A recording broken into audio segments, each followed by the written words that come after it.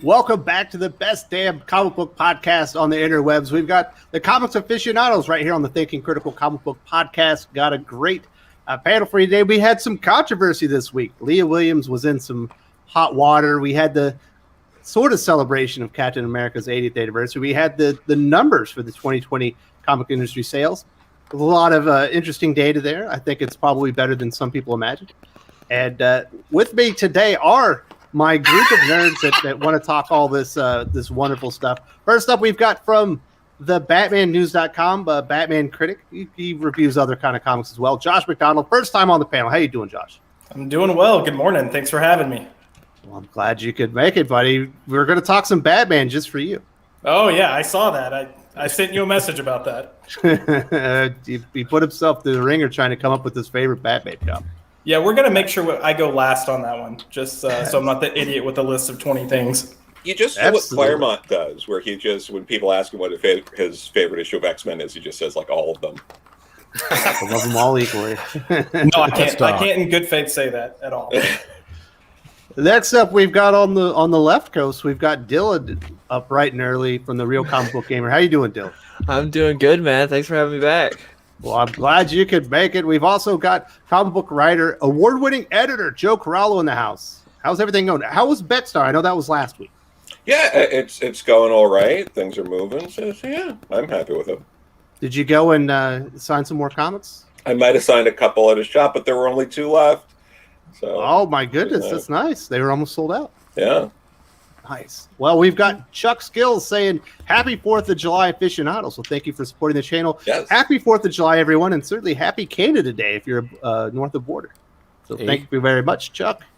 Who we got left? We've got from Parts Unknown, Pele, sitting in the bunker. How you doing, Pele?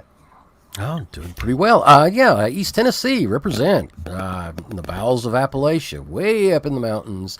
I am here, and it's a beautiful, glorious day. So let's get on it. Last but not least, the co-host of the Comics Aficionados, the X-Men aficionado himself, the Marvel historian. Doc, I imagine you got some stuff to say this week on the channel or on the show. Well, right now I'm trying to wonder whether or not Joe has a wonderful banana holder that's like properly shaped to hold his banana, so he's not just laying it down somewhere. But I got a plan here, right? All right, he's got a plan. But my plan is to figure out how I'm saving my 16 cents that we saved from 4th of July this year to buy a comic. Go invest that, yeah. Yeah. Those pennies add up. First up, we're going to talk about this Leah Williams X Factor controversy. Her X Factor run essentially ended. Well, it didn't essentially. It ends at issue number 10. Is also the end of the HELLFIRE Gala. We got the reveal of who died and what the Child Magneto series that she's going to be writing after this is. In my opinion, Leah Williams was probably a little bit in over her head writing the story about Prodigy that she did, kind of tying it into that Ed Buck stuff that was happening several years ago. She also had to cram in like 5 storylines that she was working on that were ongoing to finish up the series. Joe, there was a lot of outcry about what happened to Prodigy. Yes. Was the outcry, was it warranted? Should people be calling for her head and her job? No. I don't think so either. No, but no, really, it was ridiculous also because the comic hadn't come out, and the vast majority of the people who were commenting were based entirely on not having read the comic. So it was just a really bizarre situation that seemed to be fueled by a handful of people that managed to get a copy of the comic early that, just spun the narrative on it in a certain way, which I don't think was even exactly reflective of the comic. No, not really. But do you think she was sabotaged by someone from the industry, or someone outside the industry got their hands on some pages and decided to put it out? I'm not sure if it even was about. I don't think it even mattered that it was her. I think it would have just been anyone who wrote anything that seemed to check those boxes. I think would have just had to deal with it. I think it was a matter of it doesn't matter if it's Leah Williams or not. We're moving forward with this controversy kind of thing. Josh, it seemed like the timing was a little bit wrong. I guess releasing this wrap up to this storyline at the end of Pride Month, where you basically have a black queer character is murdered, comes back, finds the perpetrator, gets a little bit of revenge. Were people over blood? What did you think about that? Well, I'm going to start by saying I have not been reading any of the X-Men books, so I read. Lucky. I read this for this occasion, and I immediately stopped and I text Joe and I said, "Wait, do people really read this shit?" Sorry, if you're a fan, I apologize. Well, obviously the answer is no, because it's getting canceled. Never apologize. Never. That's true. Ever true. Apologize. No, I mean, when I look at it, I don't understand the controversy. If I feel like it's a controversy, it should be about how terribly the book is written in general, not the quote unquote controversy that's here. We had a villain doing a villainous thing, and our heroes kind of came out on top, and then Dakin wanted to go have sex afterwards. So, no, I thought it was crazy. Wasn't that the weird part, Josh, is when they're talking about like the details and the one character was getting aroused? Like, I was like, this is such cringy writing. Like, what is going on here? Wes, was that the only thing that you thought was weird in that issue? No. That part specifically stood out to me. I was like, man, that is so strange. Why would you even put that in the comic book? I think they're trying to be hip and cool. Nothing's cool like a sex offender and murder. Yeah, fairly. All right, Doc. So we got this message from Lane Kramer. I imagine he's giving some well wishes after your loss over the last week. So thank you very much to Lane Kramer. We hope everything's going well, Doc. Yeah. You are the X-Men historian here. You're happy. You're not happy about the controversy, but you're happy that X Factor's over, I imagine. I have a lot of thoughts on this. I mean, the first is that had everyone listened to me a year and a half ago when I said, let's put Jerry Duggan and Tini Howard and Leah Williams on a rocket and shoot them out of the galaxy, we wouldn't be having this problem right now. But I digress. Look, I'm amused. There's a great amount of karmic irony in the same way that there was the Warren Ellis karmic irony here. These are the fucking fans you people wanted, and guess what? They went lunatic the exact way that it was obvious. I mean, I've wanted Leah Williams fired off the X books for a long time, just not for the reasons you people do. Everybody else these people are crazy. There was nothing in the way that it was written. There was nothing wrong with it. I mean, bad guys do bad guy things, and then good guys stop them. Did any of these people that are all offended, actually, have they ever read a superhero comic in their life? I don't believe so, Doc. So we do have a question from Lane Kramer. This one I'm going to throw over to Joe since he's an award-winning editor. I think he's supporting the channel, Lane. A question: why was the death of Wanda done in a book that was canceled before the gala a point for launching a major event storyline and not in planet-sized X-Men with something with more marketing or hype? Why'd they throw this one into that? Is it just because she's writing that miniseries? No, I think this has been going on a little bit recently where, sometimes they'll come up with something at the very end of a run. We've seen this a few times. It's a cliffhanger of the event, yeah. Where you want to spike the numbers on the last issue of something before it's canceled or wrapped up. I think it was more that. Yeah, probably. I mean, it's a way for that writer, especially if it's a writer that the editorials likes, but word comes down, hey, this sales are terrible, you got to cancel this book. Then they can come back and say, oh well, look, we got this big spike right at the end. That totally justifies relaunching again with the same creative team, right? And I mean, they did it with Iceman. They tried to do it with the America Chavez book. They've done this numerous times, and it never actually gets anything. It doesn't increase the readership. Mm-hmm. It just gives their buddy another book and another gig, even though they can't sell shit to begin with. Another question from Darth Bobcat. Lesson: don't write for Twitter pirates. They turn on you like a cur dog every single time. Write for people who have money to give you.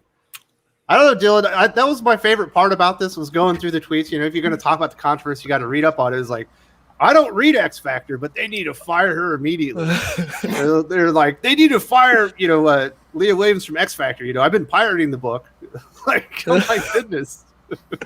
Yeah, a similar thing happened with one of my actual favorite books right now, which is Bounty Hunters, the Star Wars book. And Boba Fett killed a lesbian, and they were like, "Oh no, that's unacceptable." Oh, no. People are very mad about that. That Boba Fett did something like that. Like he would care what someone's sexuality is when he killed them. And then they brought her back a couple issues later. So it was one of those things where you don't know if they brought her back because of controversy or if that's how it was originally intended. You imagine it was written probably a few months before it was probably. Her plot armor didn't protect her. Oh. I don't know. He didn't really kill her though, Dylan. I thought he disintegrated her. Yeah, and then it was weird when she showed back up out of nowhere. But I remember that controversy, everyone complaining on Twitter, people who didn't even read the comic were not following the series at all, and then we're just so upset. It reminded me of that. It also kind of reminded me of the I like the Darth Vader one. Remember when he had that stalker fan that was on the car? Yeah, that was awesome. And he kills her. She thought she was in love with him, so he murdered her. How could you do that? It's like it's Darth Vader. Yeah, it's like bad guys do bad things, like Doc was saying. People. Same thing with as much as I hate Bendis' Superman run, there was a point where he had a bad guy call something autistic, and people freaked out. Like, how dare he use that language? It's like he's a bad guy. Of course he's gonna say he's not gonna be sensitive with his language. He's gonna say things like that. Like, what are you freaking out about? Bad guys do bad guy things. I mean, yeah. Joe, in the future, are writers going to have to be careful about the acts that their villains, put in their stories because it can offend people? I mean, it's supposed to be a heinous act. That's how you build up the villainy of the character, right? Yeah, I don't know if in the future. I feel like the pendulum is going to start swinging the other way soon. I think we kind of are hitting the peak of that because, especially after something like X Factor 10, I think the pendulum's either going to have to stop for a bit or start swinging the other direction because it's just getting to be too much. Oh, so we're going to get to see the good guys call things autistic now? Sorry. Maybe. Well, that was the plot of that new Predator movie from a few years ago, right? Yes, it was. The Predator? Yeah, it actually was.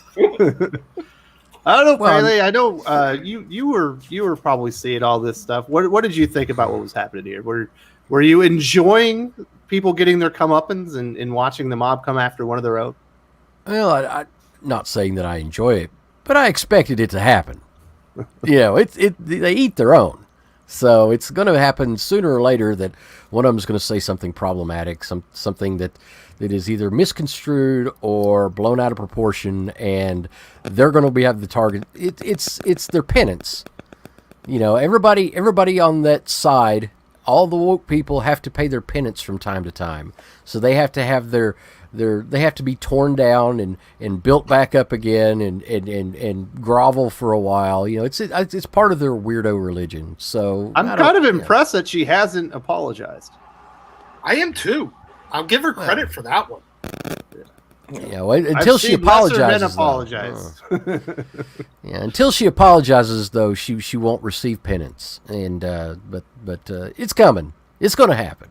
So I do need to say thank you very much for the $20 super chat to Eclectic Andrew. Happy 4th of July weekend, everyone. I was away from comics for nearly a decade, but made a comeback thanks to Wes and Purchase Channels. Love your work. Well, thank you very much. I love hearing stuff like that, and I'm glad you came back. And hopefully you're picking up some great comics like Daredevil and Robin. Nightwing's really good right now. There's a lot of good indie books. So glad to hear that, and welcome back. I'm glad you can make it live to the chat. Also, we've got Exploding Pretty. I would like to thank you two for telling me that your stream starts in 30 minutes, 15 minutes ago. That sounds about par for the course for you two. At least it told you. At least it told you. There was a time when you wouldn't get any notifications. So I guess things are picking up here. All right, Josh, I didn't realize that you hadn't been reading any of these X-Men books. It's okay. I've said for a while that I was like, I think, I don't understand why Leah Williams is getting here. Obviously, that book was canceled, but it's leading into a miniseries of Trial of Magneto. As someone she's from the mine. outside looking in, does that surprise you that someone gets to like get a step up after a book of the quality that you just read? Not in today's comics. I mean, I feel like right now it's just a boys and girls club of, you know, we're friends, so we're getting work. I don't think we hold people accountable to actual content and the quality of content anymore. So no, I'm not surprised at all. And are you ready to come over and start reading X-Men now? No. I will continue to listen to y'all's videos when you recap it, so I can like just be in the bathroom getting ready for work and be like, what in the are these guys talking about? But yeah, I have no interest in reading these books. Drunken orgies with plant drug dealers. There. Yeah, That's it. Yep. I read Hawks and Pox, but it was late. And I was like, damn, this is good. And then I started to catch up, and friends were like, no, just wait. Like, you've got enough to read, just hold off. And I'm glad they told me to hold off. Joe, what's your brother doing? He just went in and read X-Men 20, right? Yeah, he heard X-Men 20 was great, and he picked it up, and I told him to read Hoxpox first. I lent him my hardcover of that. And then he read X-Men 21 and Planet Size X-Men, and he's done. Yes. And I'm not surprised. Yeah, you told him to go straight to Inferno. You said, "Hold up." Yeah, I was like, but yeah, that's all he had read, and that's not including all the other things that happened. And he was just like, "What is this?" Well, That's too bad. In my opinion, I mean, I really enjoy Hellions, but for the most part, if you read Hawks and Pox, about 5 issues of X-Men, and then jump to Inferno, you'd be fine. Yeah. There's 5 outside of Hellions. There are 5 issues in the X line that have been published since the beginning of Dawn of X that are actually worth your dollars. 5 out of 200. I would say there's a couple more of that, but there's 5 that apply to House of X Powers of 10. And I do want to give a shout out to Darth Bobcat. He says the scandal is the trees. She killed the trees for that direct, Pele. Can you believe that? They've killed a lot of trees. A lot of trees have died for that shit. So How many trees and octopus died for that comic book? Ugh. Also trees died at Image. That was a Warren Ellis book. My goodness. Bringing it back to another controversy. They have to. I think at this point they just have to be digital only. They have to be digital because there's no reasonable excuse to destroy any more trees for this shit. You know what? Though that we're just wasting coal for electricity. Oh. We might be doing that right now, but Dark Admiral Marcher says there will be no forgiveness until she takes her public flogging, and then she can take the box wine and top ramen communion. Yep, that's it. That's the truth. You think she's getting top ramen? She's getting like nickel ramen. Ramen's good stuff. What do you think, Joe? Is there any level of forgiveness in here? Is she going to have to say I'm sorry, for Marvel's sake, or do you think they're just going to let it go? I think in this instance, at this point, probably let go. But whenever these things happen to anyone, there's a contingent that will always remember or bring it up. Or people came out of the woodwork when there was an announcement with Nick Spencer, who hadn't done anything that people were upset about in years at this point. It's just how it works. Yeah, it's crazy. Oh, we got a question for you, Joe. This is from Eclectic Andrew. Thank you so much for supporting the channel. Current prices push me towards trade waiting and Comixology sales, but I'm slowly catching up. Question for Joe: will Beckstar be collected in trade format and available on Comixology? Yes, the trade will be out in November. Nice. Is it going to have a new cover? Or is it going to be hard? What's the format here? We're not sure on the cover yet. It's not going to print yet, so we're going to figure that out. All right. Well, you have a good cover artist as it is, so you have some things to work with, and definitely be reading all your Beckstar. That's four issues, right? 5 issue miniseries. Okay, so you got 5 issues until November, and thank you very much for supporting Joe, who's doing some good work. He's got a lot of stuff going on. I wish I could tell all the people all your projects. Of course, you'd rather talk about it more than I, but you got so much stuff coming up. It's all going to come out eventually. We've got Federico de la Casa. Hi, guys. Do you think that Way of X and Hickman Inferno has the same plot link? Do you think that Magneto, Leah will have other jobs? Doc and I have a video coming up tomorrow where we talk about that Adventures in Poor Taste article or the interview with Jordan White. We get into that a little bit, but Doc, do you think there's a connection between what Cy Sprayer is doing in Way of X and what Hickman was building to prior to them, going in a different direction? More than likely it's going to be, because I think Way of X is 5 issues, 6 issues, something like that. I know they're not announcing it to be already over, but it's going to be over. It is over. They announced that there's a very final issue. It's not Okay. called Way of X either. It's got another name, something Onslaught. Yeah, it wouldn't surprise me. I don't think it's going to be like the main thing, but it's probably just going to be rolled into that to wrap up that storyline. And let somebody significantly more talented than Cy Spurrier wrap it up. But then on the issue of after the trial of Magneto, Leia's going to keep getting jobs in that office. They're not letting anybody go. You'd have to walk in and shoot Jordan. Never mind. You just have to do stupid shit, like absurdly stupid, probably illegal stuff to get fired out of that office. You'd have to vote Republican to get fired out of that office. So that's actually probably the quickest way. Maybe. Well, there's not going to be another election for 3 years, so where it's probably faster ways. If she changed her Slack avatar to a MAGA hat, then there you go. Fired. That's Maybe it. that Walk into the office with a MAGA hat. Terminated instantly. All right. Well, thank you very, very much, Federico de la Casa. We've covered the controversy on X Factor. Obviously, the very last images are of Speed discovering his mother dead, and it sounds like the culprit or the top suspect is Magneto himself. That's going to be leading into the trial of Magneto, and that essentially wrapped up the Hellfire Gala. How many trials has he been on? How many trials has Magneto had? This is at least the third, if not fourth. Okay. Sorry, go ahead. All right, Joe, you were a very discerning reader. Obviously, you were all over Hellfire Gala. Was it a success? I imagine it was commercially. I think they probably sold some units. Do you think it was a success creatively? Well, going over that one article you sent to the timeline, there's certainly a lot of misses here in terms of it. It doesn't actually make sense when you put the whole timeline together. It for whatever reason with the Hellfire Gala, more so than Ten of Swords, like Ten of Swords, they did a better job of keeping everything. It was sequential. It was sequential, and they kept a lid on it.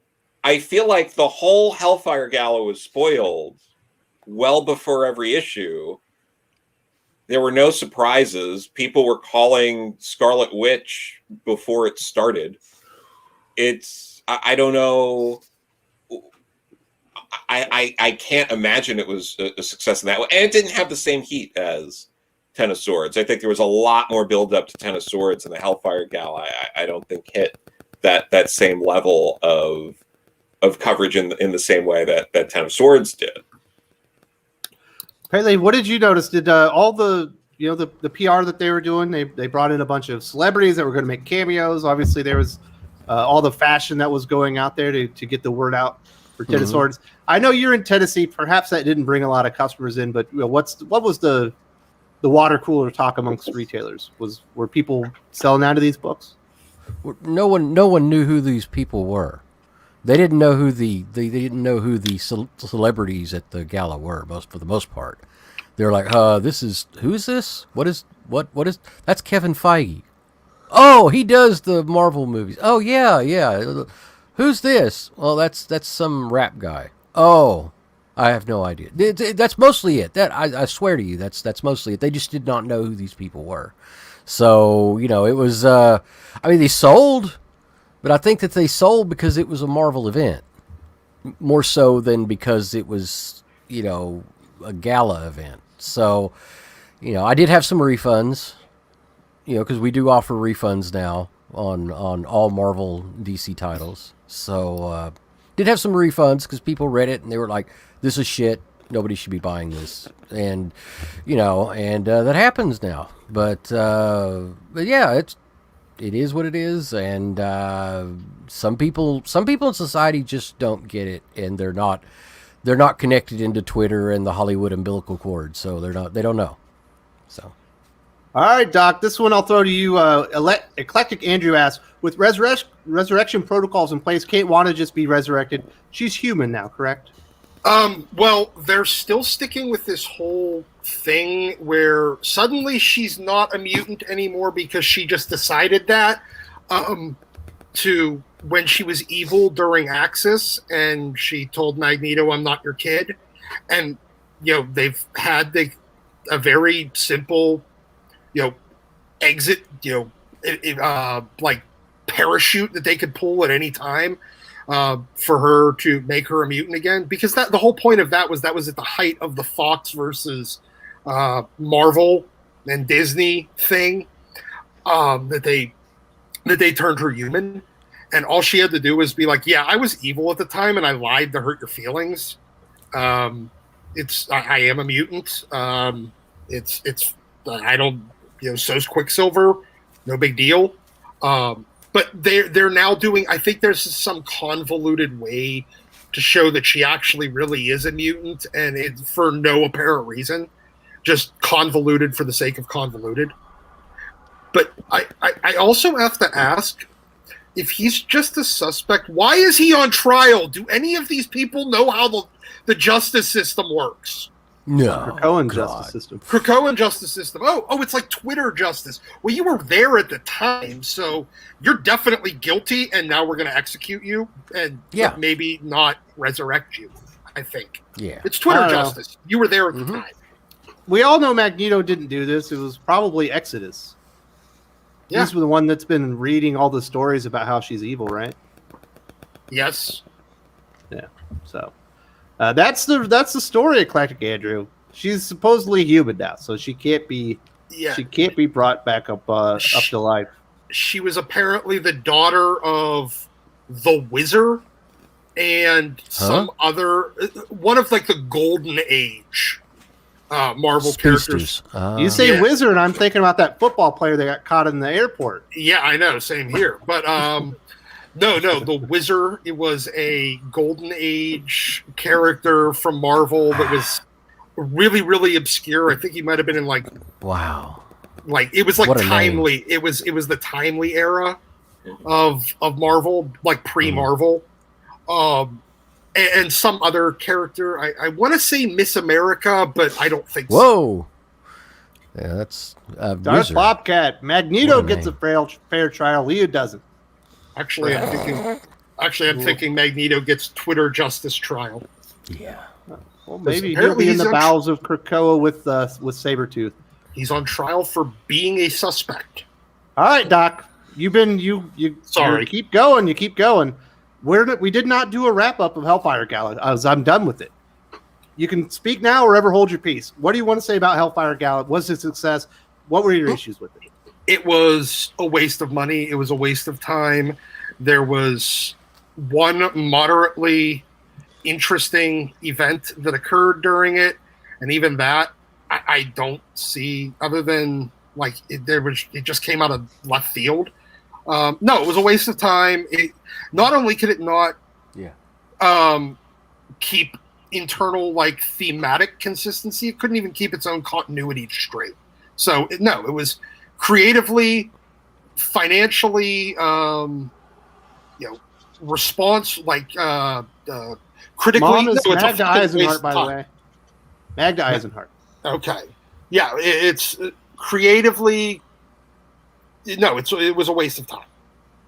It was a big pile of dog crap in a bag that's set on fire and thrown on every comic reader's porch. That's basically it. So that's actually probably the best metaphor. Yeah. The problem is initially when Jerry Duggan, when he's talking about that in an interview, it's supposed to be one issue in Marauders.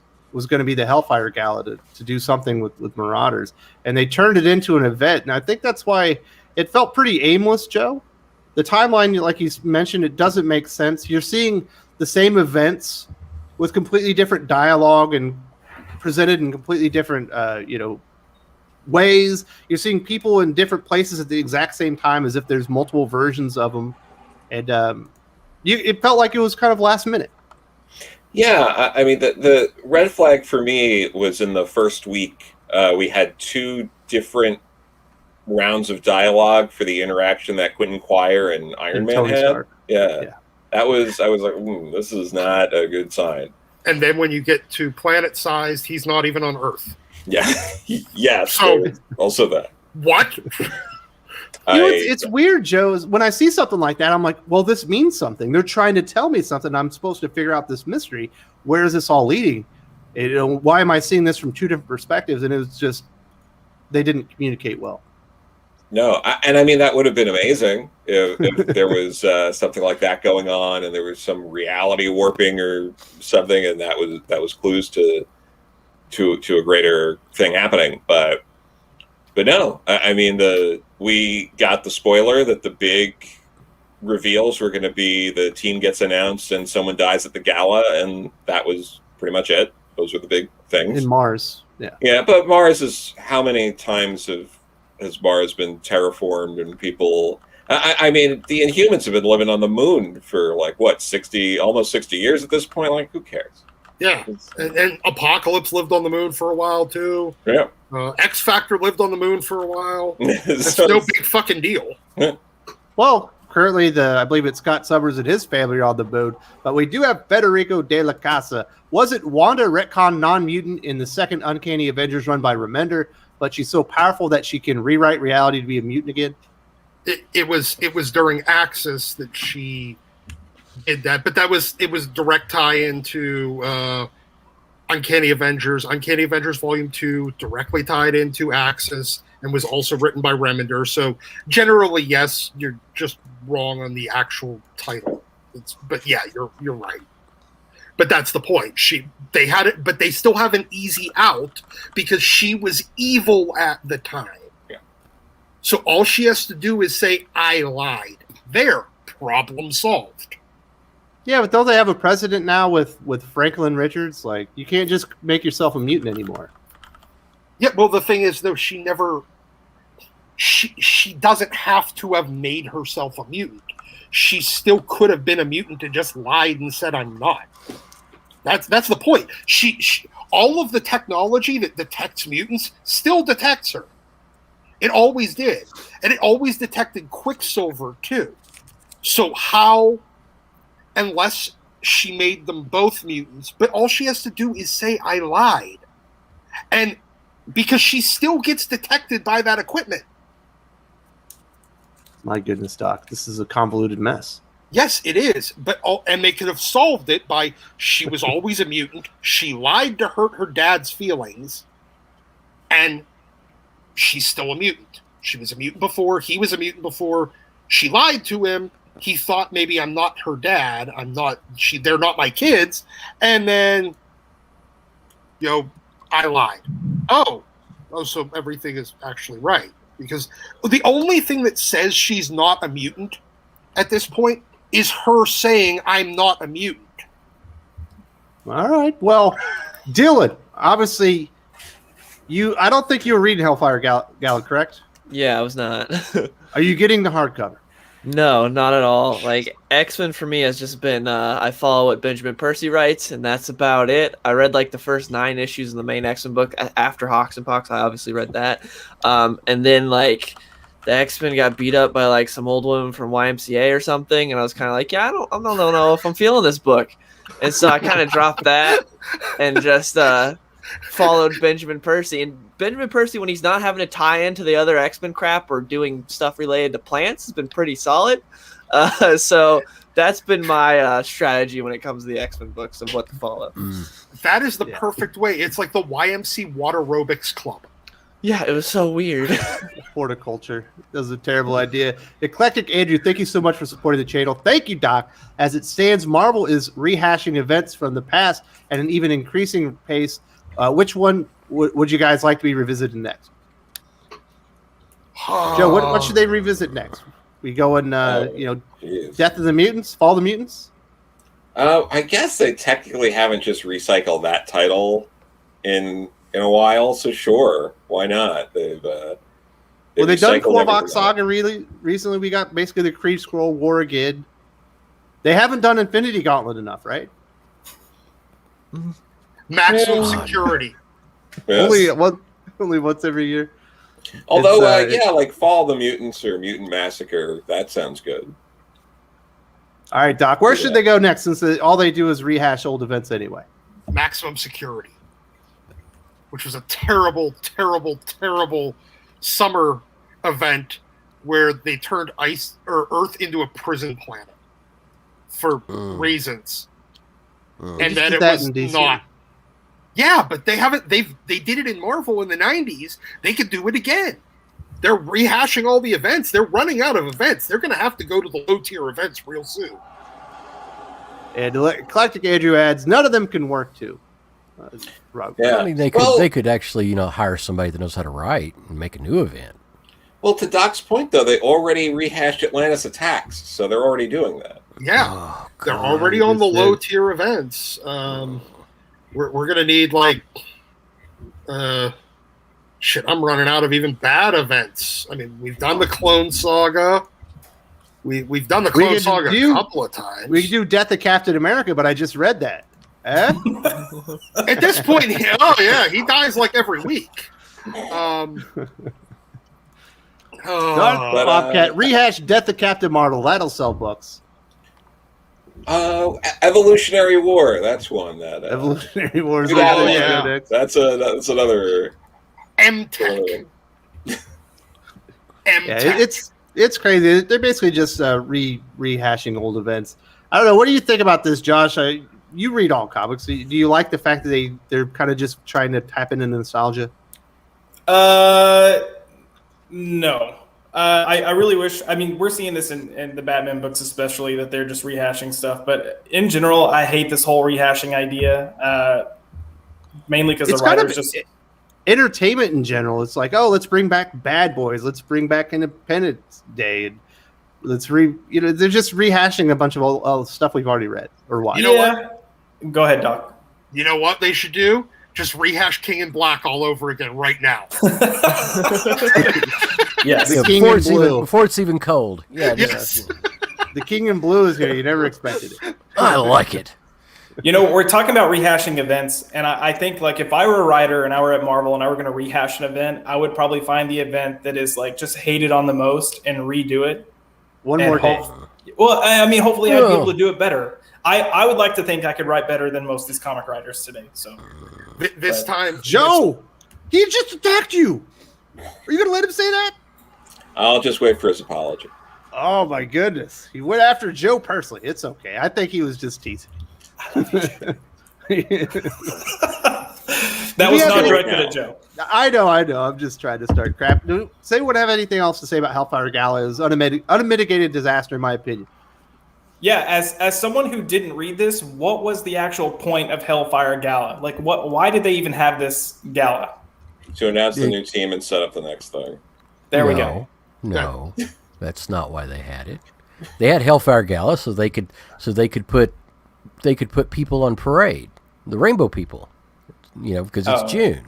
That's why they had it. That's exactly why it's the only reason why they had it. So I think they wanted a summer event, and that was the best thing that they had coming up was Jerry Duggan's HELLFIRE Gala from Marauders. They decided to expand it. I will say, from an outsider's perspective, it looked like they put more time and attention into designing the costumes than they did in actually developing a story. That is a very, very good way to put it. All right, let's talk about the best Batman story ever. We've been waiting for this one. We've got the BatmanNews.com critic guy. He loves Batman. He doesn't want to go first. Wow. So I'm going to go a little bit outside the box, and I don't want anyone to steal my story. I'm not going to go Frank Miller or any of that stuff. I am going to go Scott Snyder, but I'm going to surprise some people. Maybe not everybody, but I think the last really great Batman story I've read, right, it's just 5-star quality, is actually the Black Mirror, Scott Snyder and Jock. Damn it, Wes, that was my pick. I'm sorry, I thought I was going off the grid. I'm switching. Don't worry, I'm switching. Yeah, that's my favorite. Damn it. Story. Damn it, Jim. Everyone talks about Court of Owls, and certainly that set up a lot bigger things as far as implications, as far as Gotham and the Batman universe. But just as far as a story that really gets the vibe of Batman and goes about as scary and kind of grotesque as you can get within that, I thought that Snyder and Jock could knock that one out of the park. What are your thoughts on that, Dylan? Did you read The Black Mirror? It's a great book, and I love the flashback art by Francisco Francavilla. He does a great job, and what they do with James Gordon Jr. was so cool. Like, I love the use of him in that book. It's so great.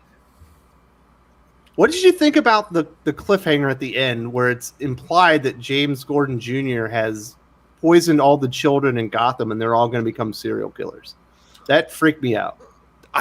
Same, in a good way, because you don't generally get like that big of consequences in a Batman book. Everything tends to get like wrapped up in a nice, neat little bow, or you get something that doesn't really matter. Like in the current Batman series, like Batman is now a millionaire, not a billionaire, and it's like, who cares? Oh.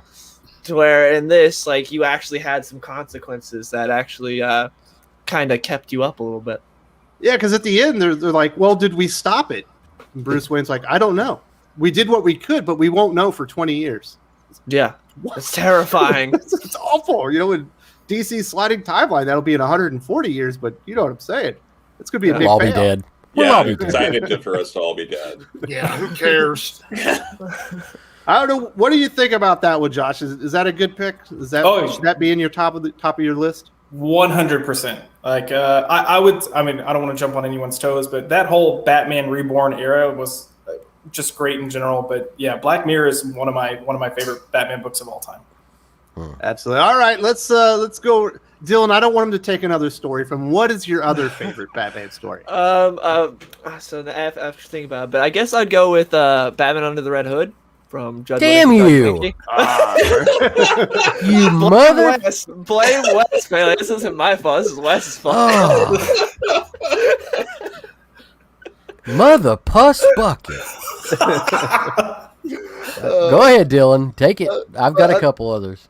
Under the Red Hood is a great story that to me makes Jason actually interesting, because as a Robin, I did not care about Jason at all. He just felt like Dick Grayson light. It was like, who cares about this character? And this, you have Batman's greatest failure come back, and there are some just fantastic moments in this book, especially that ending with Batman, Joker, and Jason Todd, and it's handled so well. And I really like this book. Also, it's Judd Winnick, right? yes, Yeah. Yeah. Well, Yeah. that's good stuff.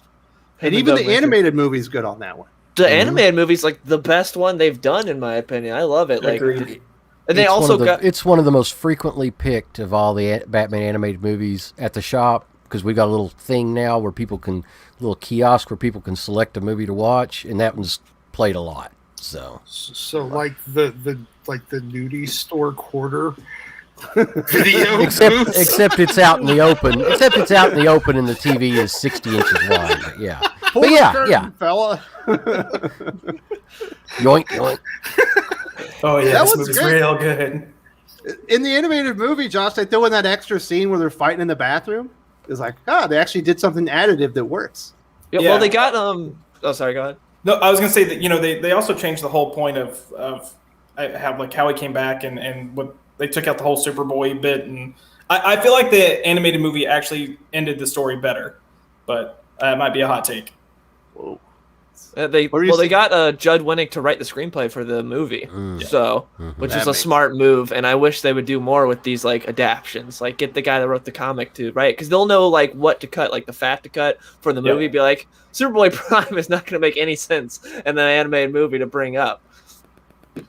So, Joe, as a writer, a lot of people have tried to bring back dead characters. I don't think most of them are as successful as Batman Under the Red Hood. Sure. Is it because they're trying to go scene for scene with that, or do you think it's set the bar so high it's going to be hard to ever live up to it? Oh, geez. Yeah, I mean, with someone like Jason, there was like that, like testing the waters with like Hush there for a minute, and then doing something there. So, I mean, I think it kind of had the benefit, unlike a lot of other times of bringing a character back like that, of like really pushing the idea of that in a really high-selling book to see how fans might react to that. So I do think that's kind of a unique situation that it had.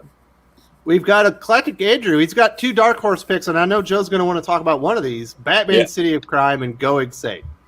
I just read City of Crime when I was at the hospital. We were having the baby. Under Joe's suggestion, probably Gotham is one of my favorite supporting characters in all of comics, and that is the story that is like the defining story of Gotham and like the obstacle that Gotham is to Batman.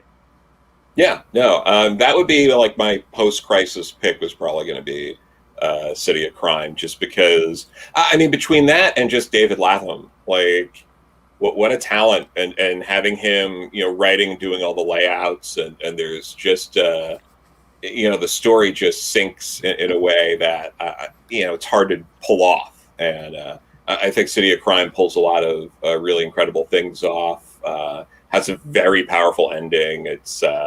It uses just enough of Batman's rogues gallery while also having a really just solid plot that you're following. I couldn't recommend that enough. All right, Josh. I personally haven't read Going Insane. Am I crazy? Is that one that we should be checking out as well? Yeah, I think so. I mean, it's solid enough. I wouldn't put it in my top 10, but it's a good story about, you know, seeing an alternative side of Joker. And someone might have to correct me, but I think it's one of the first times they actually did a full-length story doing that. Yeah. So there you go. Thank you very much to Eclectic Andrew. We got Jordan Fugate, also known as Jordan Fugate. I'm cheating, listing more than one. I would go Court of Owls, Long Halloween, Dark Knight Returns, Year One, No Man's Land. Yeah, you've got 3 of like my top 10 Batman stories of all time. Personally, you know, Long Halloween, Dark Knight Returns, and Year One are all fantastic. Mm-hmm. And thank you very much for that. I imagine we might hear one of those stories here down the road, so I don't want to get too far into those. We've also got Chuck Skills, and thank you very much, sir. All right, Doc. People don't know this, but you like Batman, sir, correct? Sometimes, yeah.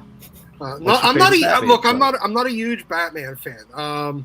Honestly, I was always much bigger fan of like Batman the Animated Series, and I think that's the reason why I'm going to have to go with White Knight.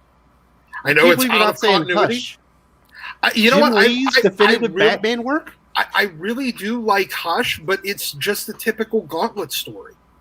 Mm-hmm. It really is. I mean, it was great at reestablishing his character and all of his rogues gallery. It is. I mean, and it's a masterclass in artistic storytelling.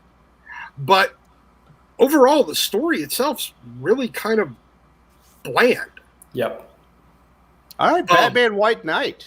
Sean Gordon Murphy. Yeah, because it's kind of a homage almost to the animated series. It is. It is a very homage. You know, it's very much an homage. It's almost like Dark Knight Returns for the cartoon, and I'm good with that. Yeah, it's very similar to Going Sane. Also, yes, you mentioned earlier. Yeah. The premise is kind of similar, but the execution is different. Agreed. My favorite thing about Batman White Knight, besides the car chase scene, and I think it's issues at number 7, it's one of those, is all the Easter eggs, Josh. Yes. Sean Gordon Murphy just throughout the entire series, it's just Easter egg. It's amazing. Well, I was gonna say, like, we kept talking about how it's kind of like an homage to the animated series. I feel like it's just a love letter to Batman's history in general. There's so much in there that's just nods to what's taken place in comics, you know, over the past 80 plus years. And I loved it. I thought it was a fun book. You know, I think the artwork the story was fun. I love what they did with a lot of the characters, because if you ask me what would we want to do with certain DC or Batman characters right now, I would say look at White Knight and look at what they're doing with Harley, go that direction. Look at what they're doing with Duke, go that direction. There's just good stuff. It's a good book. It's a fun book. And I'm also kind of a car guy, so Sean Gordon Murphy drawing cars like for the whole thing, I was like, yeah I'm good with this. I like, you get every Batmobile in there. Yeah, exactly.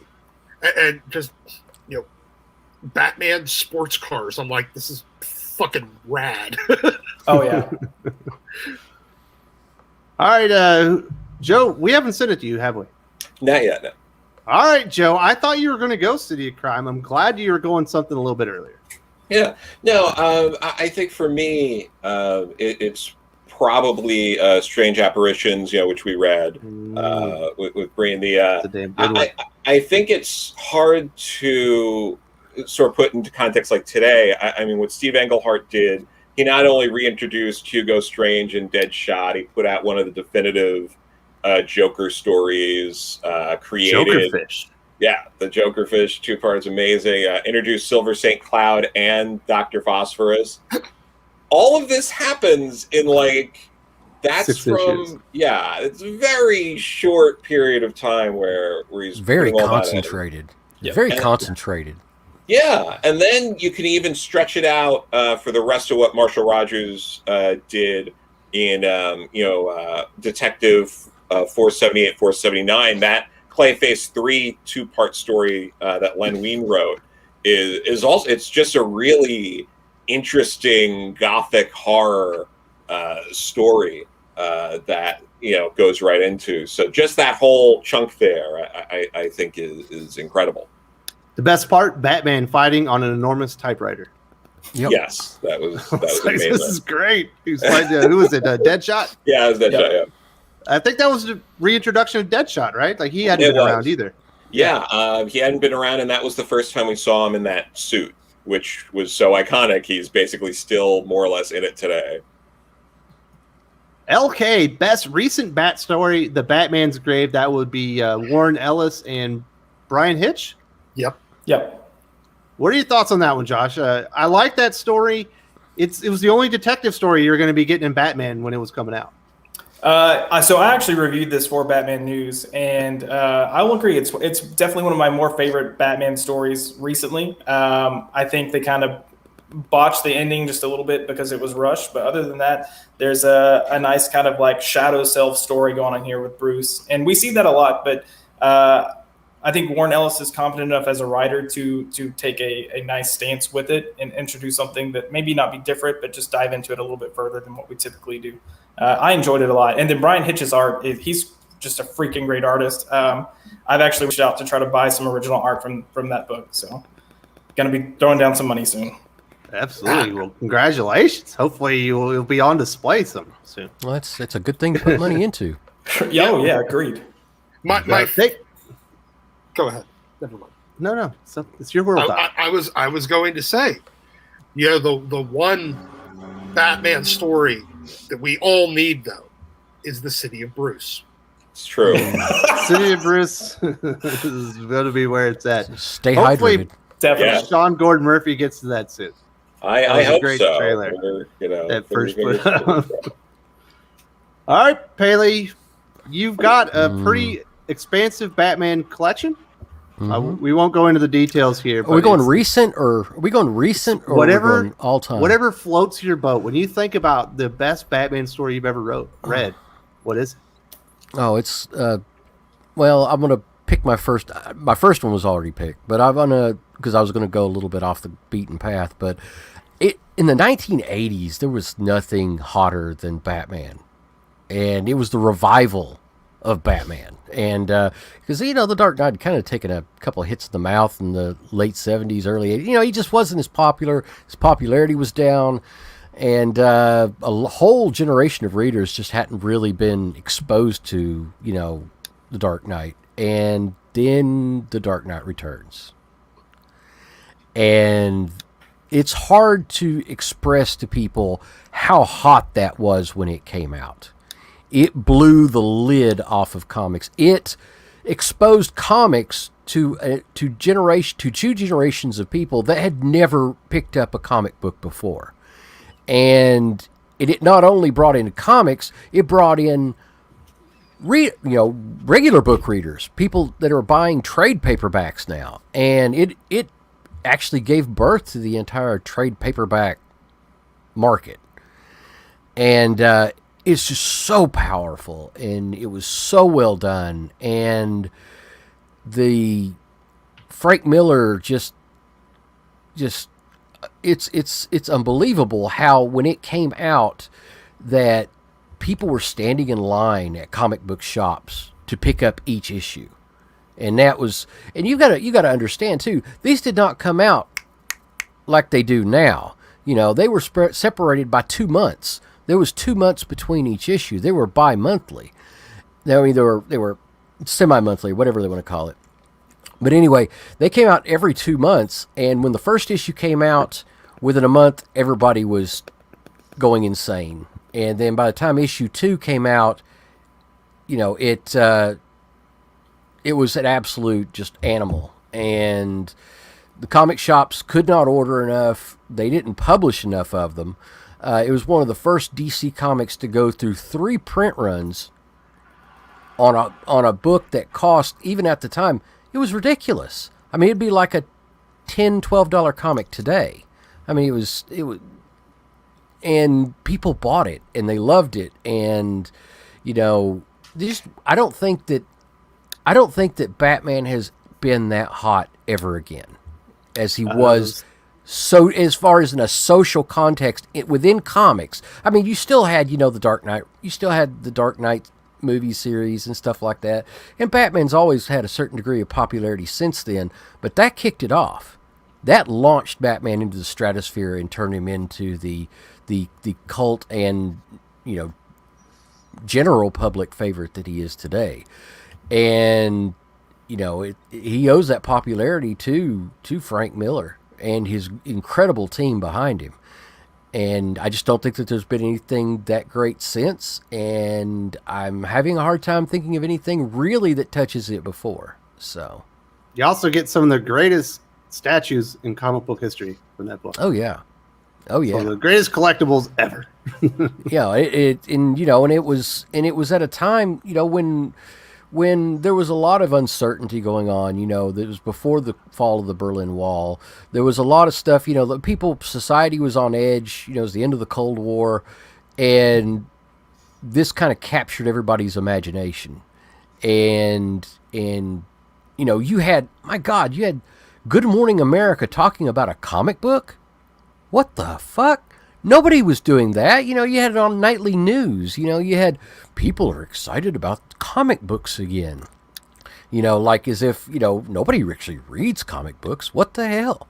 And but it did. And it revolutionized comics as an art form and as a periodical, as a consumable within the general consciousness. And it revolutionized the comics industry in its own way. And I just don't think that there's anything greater. Not with Batman. Awesome. I do want to say thank you very much to Drew with Comics Elite. We'll talk about his favorite Batman series here in a minute. Now, Drew and comic shop owner Sean from Comics Elite, every Tuesday night, they do a video where they talk about all the comic books that they read before they hit the shelves, and they tell you the 10 best comics of the week, the ones that they would skip and all that stuff. And they have been very gracious and donated, or they're letting me use the audio. It's going up on the podcast. So if it's Wednesday morning and you're not sure what comics that you need to go check out, it will be live on the podcast if you go to iTunes, Google Podcasts, Spotify, and all that stuff. And it's Drew and Comics Elite owner Sean, basically talking about all the comics they've read them beforehand. So I do want to say also, Drew's favorite is Batman Prey by Doug Mensch and Paul Gulacy. Did they steal your pick, Josh? No, but I do like Prey a lot. I'm just going to say, honestly, that entire Legends of the Dark Knight run, just start it and start reading it. It's got great stories. Prey's one of them. You've got Venom. You've got Shaman. Just story after story is excellent. And you've got a lot of 2-issue, 3-issue stories that just really kind of work with the theme of Batman or focus on the character of Batman / Bruce Wayne. And it's typically great artwork and great writing. So you can't go wrong. But Prey's great. You've got why I'm blanking. The Doctor. Joe, jump in here for me real quick. Which Doctor? Prey. No. Oh, geez. I haven't touched that one in a while. I'm sorry, not that guy. Well, it's the psychiatrist. They go into the whole psychiatry. Hugo Batman. Strange? Yes. Strange. Oh, I was gonna. Okay. I kept wanting to just say Doctor Strange, and my mind was telling me no. Yeah. Hugo Strange. So it goes with him just really kind of going on talk shows and discussing with the community, like who would Batman be? Why would he do these things? And just that chase of trying to figure it out and getting close it's a fun little read. Absolutely. I always prefer Batman when he's doing detective work. And thank you very much to Drew and the guys at Comics Elite. I think we've gone through everybody. We've all named our favorite Batman stories except for Josh. You said you wanted to go last, just in case somebody covered your story, so you could readjust. What's your favorite Batman story of all times? I put you through the ringer. You said, "How could you do this to me?" Let's see. I wasn't worried about someone taking my story. I was worried about being the guy with a list of like 50 freaking stories for different reasons. I'm going to just kind of throw out like the story that I tend to read the most there are two Batman stories that I revisit a lot. And one is Year One because I think it's excellent. And then one is actually Noel. And I read it every Christmas just because why not? But I'm going to say if I'm going to throw a book out there, I'll go with an obscure book and go with Archie Goodwin's Night Cries. It's never talked about. It's a beautiful book. If you like that dark, gritty, seedy kind of like street level story, it's definitely worth visiting. But yeah, why not? We'll keep it obscure. But plenty of great Batman books to read.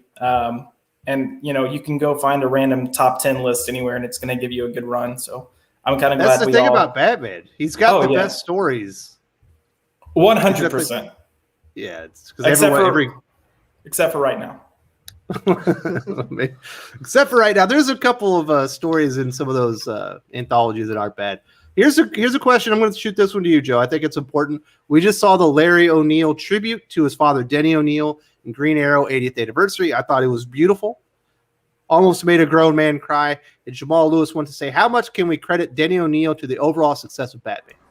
I mean, it's hard to give him proper credit just because of the amount of time he spent there. I mean, he was the editor of the book for it was close to 2 decades. I mean, from like Dark Knight Returns through No Man's Land and into like the early 2000s. Like he was really spearheading the book on top of the writing, the characters he created. I mean, Ra's al Ghul and Talia are probably 2 of the most important characters in the mythos at this point. Like, yeah, it would be almost impossible to give him proper credit because of the amount of work he's put into Batman. Agreed. We have to look back at his writing too, because I think it was early 70s, late 60s, early 70s when he stepped back into writing. And he was one of the first people that tried to get Batman out of that camp that it was in and really push it. And I feel like if it weren't for him doing that and trying to bring it back into like a little bit of a realism, I don't know if we would have ever gotten Frank Miller stepping in to do what he did. So, I mean, a lot of it's owed to Denny O'Neill. I think you got to credit Denny O'Neill the same way for Batman, almost the same way you have to credit Chris Claremont for X-Men, making them into the cultural icons they are. Yeah. Without either of those guys handling those particular, properties, X-Men's still a reprint comic that nobody gives a shit about, and Batman's still hokey and too tied to its trying to recapture the interest of the fucking TV show.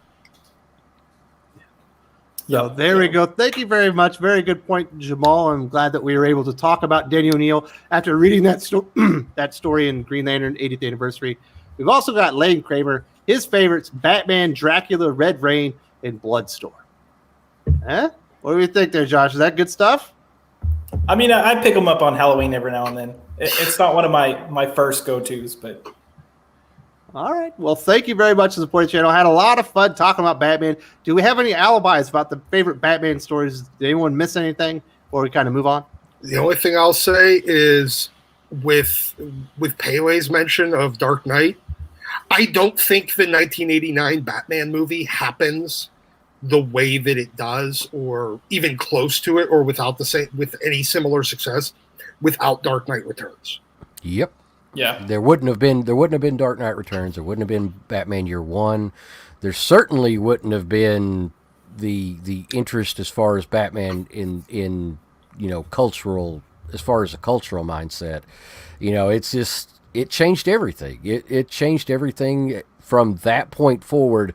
Batman became a cultural icon, and before that, he had just been a really cool comic book character. Yeah. Max Santiago, thank you so much for supporting the channel. O'Neill considered himself to be honored to be custodian of our mythologies. That's a fact that current editorial and creatives fail to serve. Very well said. And absolutely, we were blessed to have Danny O'Reilly writing a lot of these characters, and really enjoyed that tribute to him, and that his son was able to do on Green Arrow 80th anniversary. Thank you very much. And I think we're done with the Batman stories. Let's talk about some Superman. I know Dylan's been waiting for this one. Grant Morrison has been working with DC Comics for a very long time, since their stint, I guess, on New X-Men. They came back to DC. The last book Grant Morrison's going to do is Superman and the Authority. Then they're taking a break. And I thought they're kind of going out on style here, Dylan, to where basically Grant Morrison was saying they don't buy into the Superman would go insane and take over the world just because he lost Lois Lane argument. I know that it's one of the things that's bothered you for a long time. Oh yeah, it's so dumb because it's become a trope recently, especially since the Injustice comics and games. But like, this is already addressed in one of my favorite Superman stories, Superman Ending Battle. In it, at the end, after Superman goes through a gauntlet of just fighting a ton of different villains, Manchester Black kidnaps Lois Lane, and then with his powers makes Superman believes that she's dead, just that he murdered her, and Superman could easily just kill Manchester Black right there. But instead, he decides not to, and it's just like, what's the point if I kill you? In that case, I'm letting down Lois, and this is not what she would have wanted, and tells him that he's just going to go to jail. And that right there is exactly how Superman would react if someone murdered Lois. And we already have that in that great story, but instead, for some reason, every writer thinks that, oh, if Lois is dead, Superman has no moral compass and he'll go away and it's just over with, even though he was Superman long before Lois and he'd be Superman long after Lois. It's just this weird trope that's happened recently. There have been some good evil Superman stories, but for the most part, it's just this weird thing where it's just without Lois, Superman doesn't know what to do.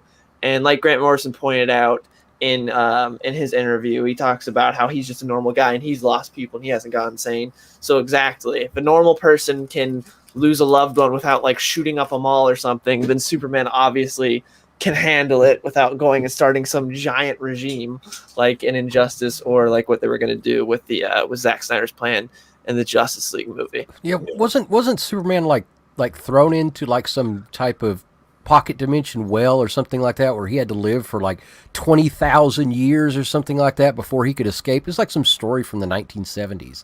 And 10,000 years, his mind didn't break and he was all alone. And but losing Lois Lane would just totally break him. I mean, what the hell? I mean, that's just silly. Yeah, it's people who don't get the character, and sadly, there's a lot of people like that get the opportunity to write Superman. And there's the whole thing of people thinking that Superman's boring, and so what do? You go edgy, you make him evil, because that's not boring. Being the Boy Scout's boring, but having him go evil, that's cool. So there's a lot of that going around too. Well, they like to tear at Superman because they look at it as, attacking traditional Western civilization or some Western culture, and it tears down America and stuff. And that's the new hot thing to do. And it's like the recent story where Superman was captured and put into a concentration camp where he was, violated and stuff, and that like that would actually be a thing. It's like. Yeah, that was in Superman Red and Blue. I didn't read that, but I heard about that, and I was like, "What the hell are they doing?" Yeah, I didn't read that. Somebody made Superman their girlfriend. Yeah, right. Okay, like that would happen. But when the creative team for the book was announced, it was so confusing because when I saw Superman Red and Blue, I'm like, oh, that sounds cool, and I saw the Gary Frank cover, I'm like, this could be good, and then I looked at the creative team, I was like, none of these people have any history with Superman at all.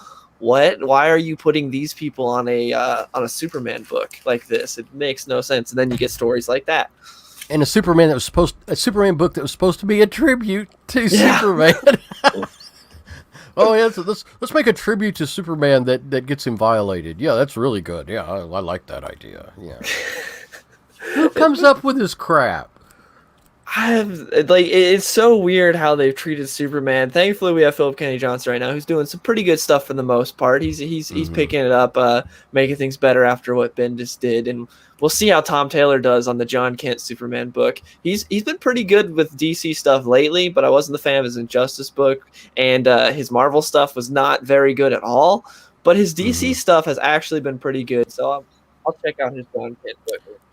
Yeah, my dad's been really enjoying because he checked out when Bendis was on it because he's like the ultimate big Superman fan apart from you, and he's really enjoyed the Philip Kennedy Johnson run so far. What have you thought? Have you thought it's like up to spec with what some of the better stories from before?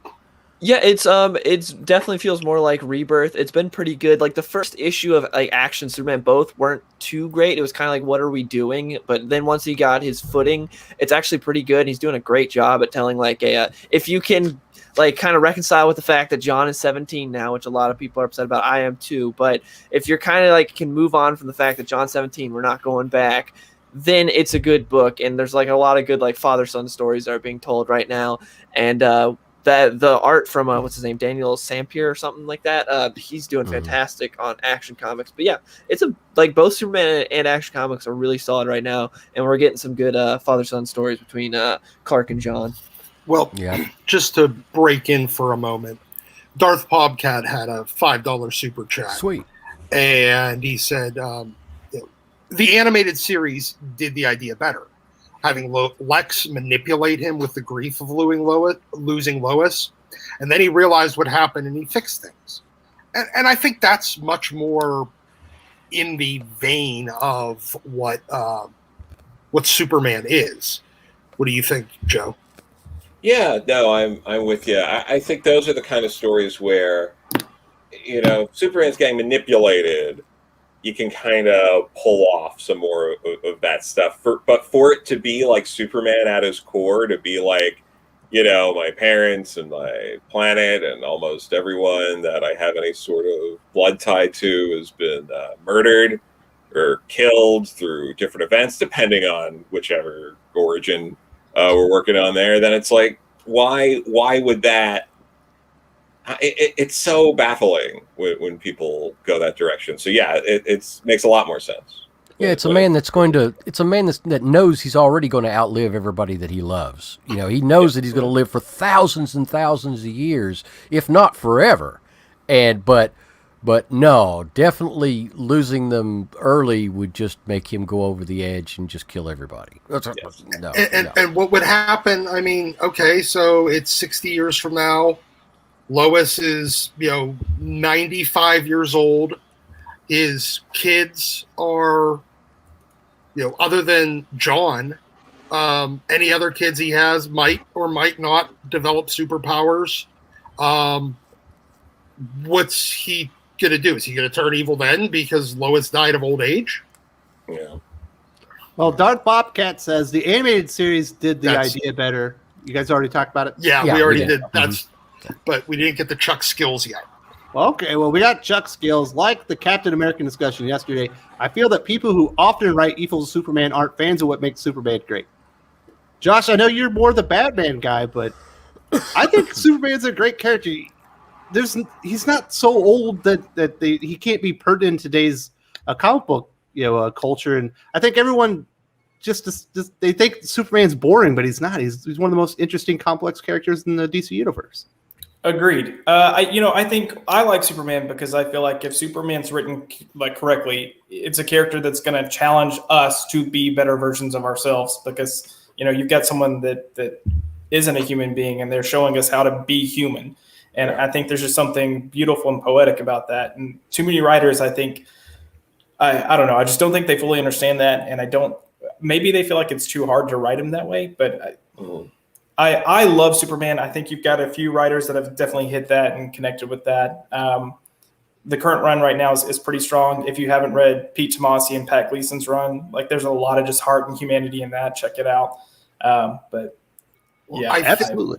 I think what it comes down to is a lot of the people that are in comics, a lot of the comics writers, they are disillusioned, broken people, and trying to write people with a strong moral compass and very That's it. strong, principles is very difficult, and to a degree, it turns a mirror on themselves and shows how weak and broken they are. So they try to break the characters.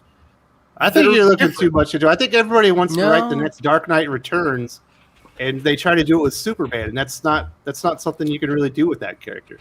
In my opinion. I think that writing Superman has to come from a place that a very deep moral character, at least that you can imagine such a thing. And I don't think that these people just have that place, or it's or they've you don't know any of them. They might be able to be really nice. No. I've seen the way they act. Good people don't act the way they act on social media and stuff. You've been mean on social media too. Yeah, and I'm not Superman. I'm not Superman, and I don't say the things they say. It's absolutely obscene. No, I think I was just going to say, I think that's part of the problem, too, is I think so many writers these days, instead of putting themselves in the place of the character, they approach it from what would I do? And that's the whole point of Superman. It's not what would I do. Yeah. He's Superman, Captain America. They're supposed to be better than most of us. And it takes a degree of creativity. And I think that's the reason why Grant Morrison did him so well in All-Star Superman. Is because he was able to put himself in a place of a person that is much better than himself. Like, I don't know if I am good, and I don't know if I am creative enough to put myself in a position of somebody that is morally and ethically so much better than who I really am. Without it being, something that kind of makes me feel like shit about myself. And I think in a lot, and I think in a lot of ways, my comment was saying that I think a lot of these people are incapable of it because they are not good at self-reflection, and anything that shines a light on the fact that they are not, like, in their own life as good as Superman, they just don't want to accept that. Yeah, my dad loved Superman. It's his favorite character, all-time favorite character. And the reason why he loves Superman so much is because, and this is no joke, this is a grown man saying this, that's now in his 70s, he says, it made me a better person. It made me analyze the decisions that I would choose to make. It would make me, I would read an issue of Superman and I think, well, he can make these moral decisions. He can make things better and try to do better and try to improve himself. Why can't I? And it made him put a mirror on himself. And I think that a lot of people just don't, if they feel too uncomfortable to do that. We do have a super chat from Federico De Costa. Thank you so much for supporting the channel. Priest said to Quesada, referring to Ta-Nehisi Coates, it's easy to write Black Panther. Try writing Superman. And Ta-Nehisi Coates and J.J. Abrams said, hold my beard. So we shall see what happens with that character. That could be a very interesting take. Dylan, I do want to ask you, what are your thoughts on Grant Morrison's last work at DC, at least in the meantime, being Superman in the Authority? Do you think that has potential? Are you excited for that series? It has potential. I hope it's good. I'm excited to read another Grant Morrison Superman story. His last, his stint on Action Comics or New 52 wasn't that good, but hopefully this is good. I will say in the article he said something that kind of put me off about the story, where he talked about how Superman has this alien perspective on humanity, and he's taking a more authoritarian thing on humanity, be like, you guys can't handle things, always getting awards stuff. That I wasn't too excited about, especially because a lot of people have that view of Superman where he views things as an outsider perspective because he's an alien. No, he was raised here. Everyone he's ever known is human. Everyone he's ever loved is human. He didn't get to any of the alien or Kryptonian stuff until way later on in his life. He's essentially if a human got powers, that's Superman. It's weird whenever someone has that perspective on Superman, he views us differently. No, he is one of us because he was raised here by the best people on the planet in Kansas. He's from Kansas, not Krypton, as he said in the end of Superman American Alien, which I love that final issue. But I don't know. I hope the book's good, but what he said in that article was a little off-putting. It's got a little concerned. So I do want to also talk to Josh. Obviously, you're the Batman guy. Grant Morrison's Batman and Robin. My goodness. How underrated is that? I love Dick Grayson as Batman with Damian Damian Wayne as Robin. He's the only character that could really make Damian Wayne like palatable for the most part. I don't know if I'd say he's the only one that made it palatable. That run, I mentioned the whole Batman Reborn area, and Batman and Robin falls into that. It's excellent. Dick Grayson as Batman for me is a better Batman, and I think that's kind of by design. Bruce wanted him to be a better version of himself, and we get that. But I love the banter between the two. I love the switch where Batman is now the one smiling and Damian's like the little shit causing terror. But yeah, if you haven't read Batman and Robin, if you haven't read like just that whole era, Batman and Robin, Batwoman Elegy, Red Robin by Christopher Yost, gosh, what else? Batgirl with Stephanie Brett. Like all of those books are just freaking excellent. But yeah, I love it. I love the dynamic. I love what kind of carried forward in the Rebirth area, especially between Dick and Damian. Just it's good. Yeah, Damian. Every time I read, I'm sorry. No. Damian is so awesome as far as he's such a little shit. And but the dynamic between him and Bruce, he's definitely his father's son. Yeah. And it's if you know, is Damian what would happen to Bruce if his parents hadn't died? You know, would he have been more like Damian? And but it's so cool too, because you get to kind of get a flash. I know that people kind of crap on the deceased and stuff like that, but you actually get to see what Damian would look like a little bit as Batman. Yeah. And I think he nails it. I forget who was the writer. Tom Taylor. Tom King. Yeah. Tom Taylor, that's right. Who doesn't write anything but good but zombies. But he did a great job, that's my opinion. But he did a great job there of what Damian would look like as Batman. And Yes. And you know, you kind of get that early Batman vibe, and he's still got that I'm an asshole, but he still defaults to, this is what my father would do. I have to be a better person because I'm wearing the cowl. So if there's a recent writer that's done just incredible things with the Batman legacy, it's got to be Grant Morrison. He just did so much for what the stories that we can tell going forward. And I was about to say you're seeing that today, but I'll take that back.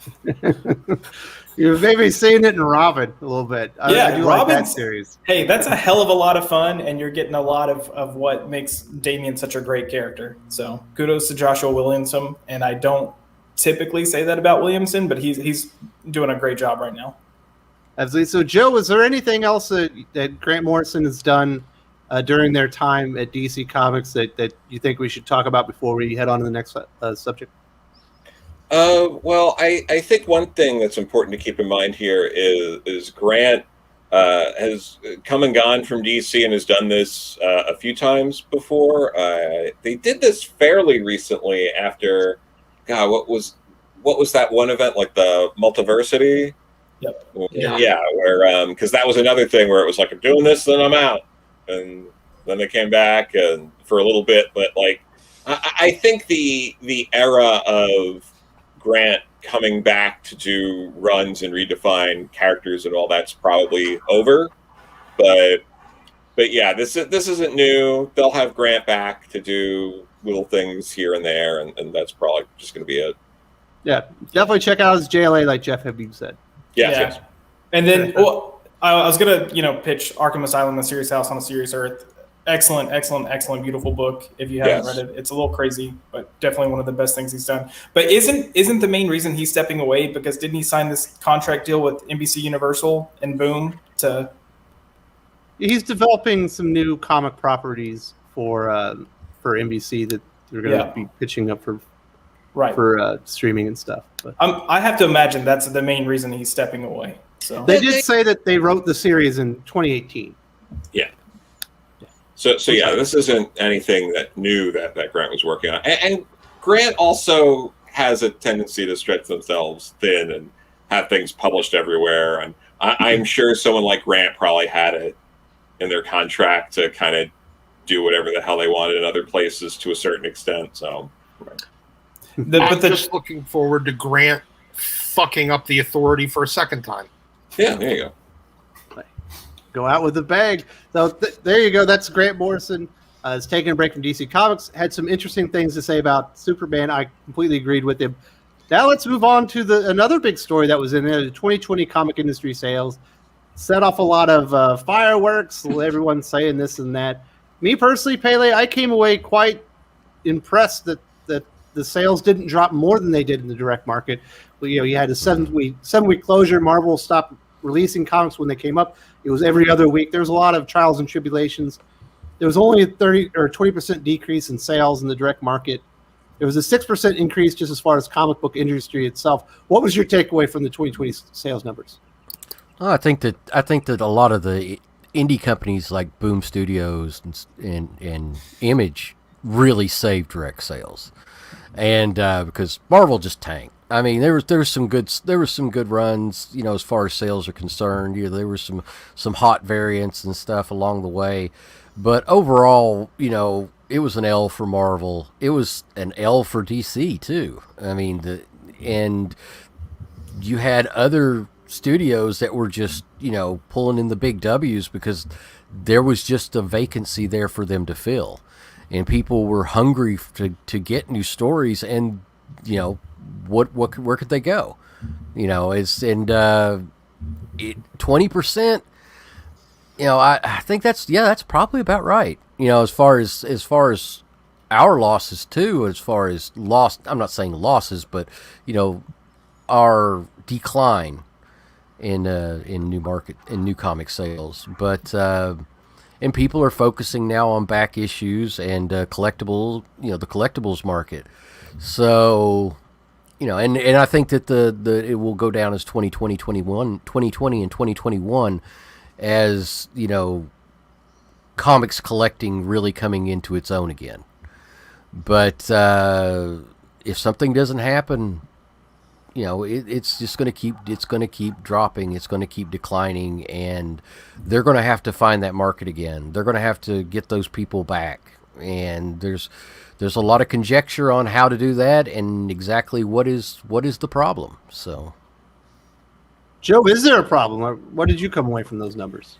No, I mean, it's a tough year to really do anything with the information because with the pandemic and what went down, how it affected things, it's going to be hard to use that and project forward. Just you have some kind of wonky stuff to deal with already, but what you do get out of it is kind of just the continuing progression that we've seen of overall floppies seem to be going down as like collections are going up, and that's something that the publishers seem to be pushing themselves with how they're putting out collections. So that I think is the trend that you can really take from all these numbers.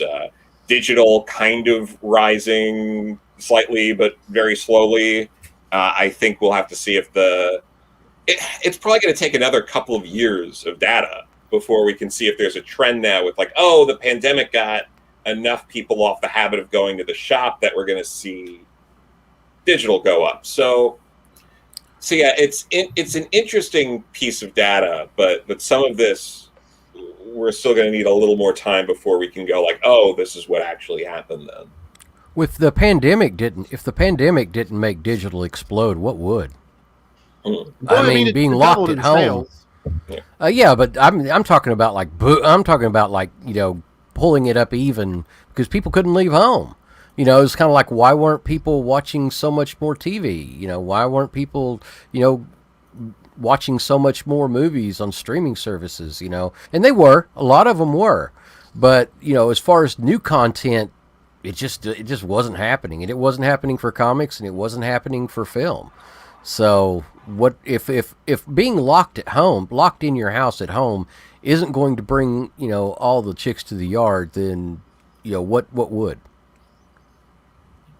I just don't.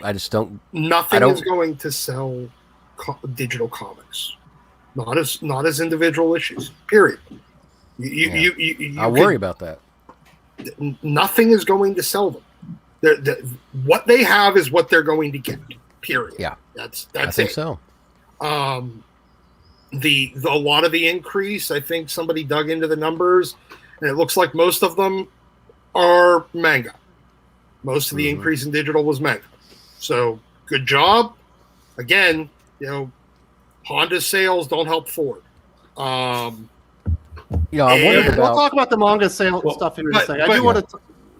But I was no, gonna go ahead. go ahead. No, I was no. just gonna go ahead. Well, I was saying go ahead. Okay. I was just going to say, I think it'd be interesting to look at digital sales just from a regional standpoint to kind of see if that's also where we're seeing high upticks, and then maybe see if there are local markets where comic shops close and did you see an increase there? I think it's interesting. And you mentioned content, but we have to keep in mind that for a while, new content wasn't coming out. And that's across the board. It's comics, TV, film. But I think that played into it as well. But I do think you're going to continue to see just a slow climb. I think next year you'll probably see a drop in digital comics, but then you'll see it slowly climb back up. It just seems inevitable over time. What did you guys see at your website? Was the traffic down? Was there less interest in Batman over that period of time, or were people sticking around and trying to keep up to date? It wasn't so much about people sticking around trying to keep up to date. Especially with the comic section, we have a core group of people, and we started a book club and tried to keep things going. And we did this specifically with kind of lesser known Batman titles that were graphic novels, hoping people would not be able to pull a book off their shelf and read it, but have to reach out to their comic shop and do a curbside pickup for something they didn't have. But I would say our traffic in general kind of unfortunately depends on movies or events that are going on. People, if there's a movie coming out, there's a sudden interest of I used to read comics, what's going on, and then they'll pop in and look. But Come and check it out. Yeah. So you're having to do a lot of the stuff that shops are doing, where you're having to do more grassroots things to make sure that you're keeping your customers involved and let them know that things are happening. Oh yeah. So when we first had the shutdowns, we had started a book club that we did with readers every other week. So we'd pick a title, and for part of it, we went basically chronological in terms of the story of Batman, and then one was just obscure titles. That way we could get something rather big and well known, and then 2 weeks later do something that was a little lesser known. And then we also put a little bit of a focus on just some of the YA books and young reader stuff, because I personally know a lot of parents that were reaching out to me saying look, my kid is bored. They haven't been in school for 6, 7, 8 months. I need to give them something to do. So we did that for that market as well. Makes sense. Yeah. Dylan, did you have any thoughts on the 2020 comic sales? What was your impression?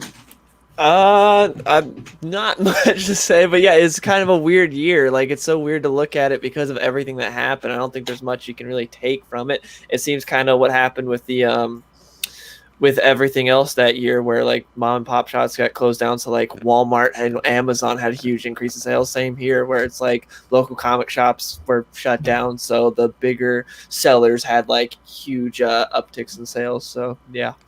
All right, Doc. So it's the annual Tim Seeley. The comic industry is doing great, and then a lot of people saying, yeah, but you're not part of the growth. Your sector isn't part of the growth. What are your thoughts on that one, Doc? I think Tim is a wonderfully enthusiastic moron. And you know what? That's fine. But yeah, Honda sales don't help Ford. Neither does Toyota and Kia. Look, they don't even help America.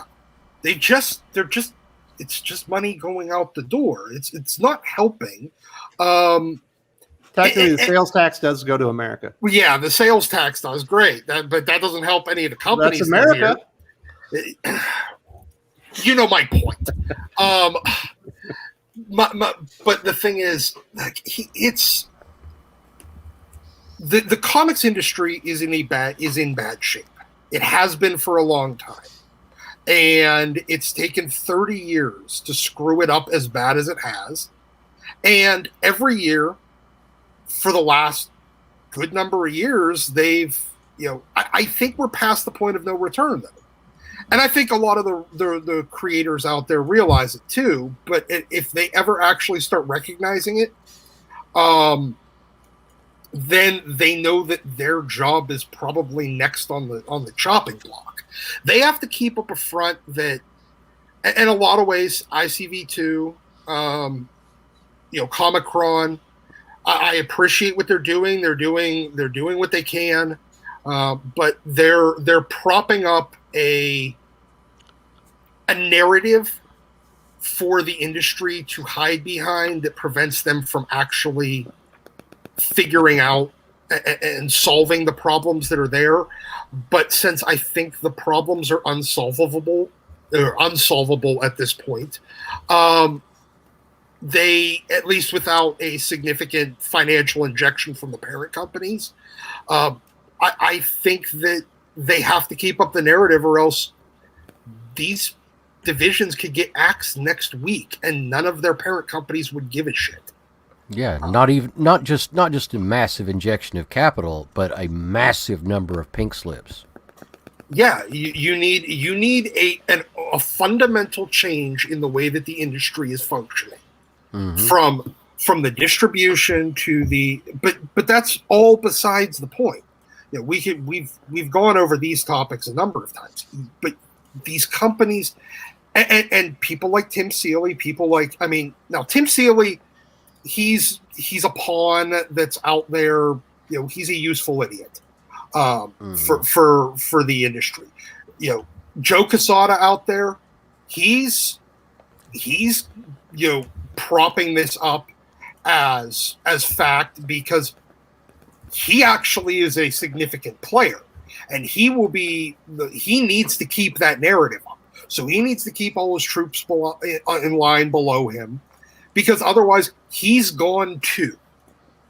Now all the rest of them, they can probably go get work in marketing and advertising. I think Joe's past that point, and he likes the Manhattan penthouse that he's been in for a good number of years now. So he doesn't want to change his lifestyle anytime soon.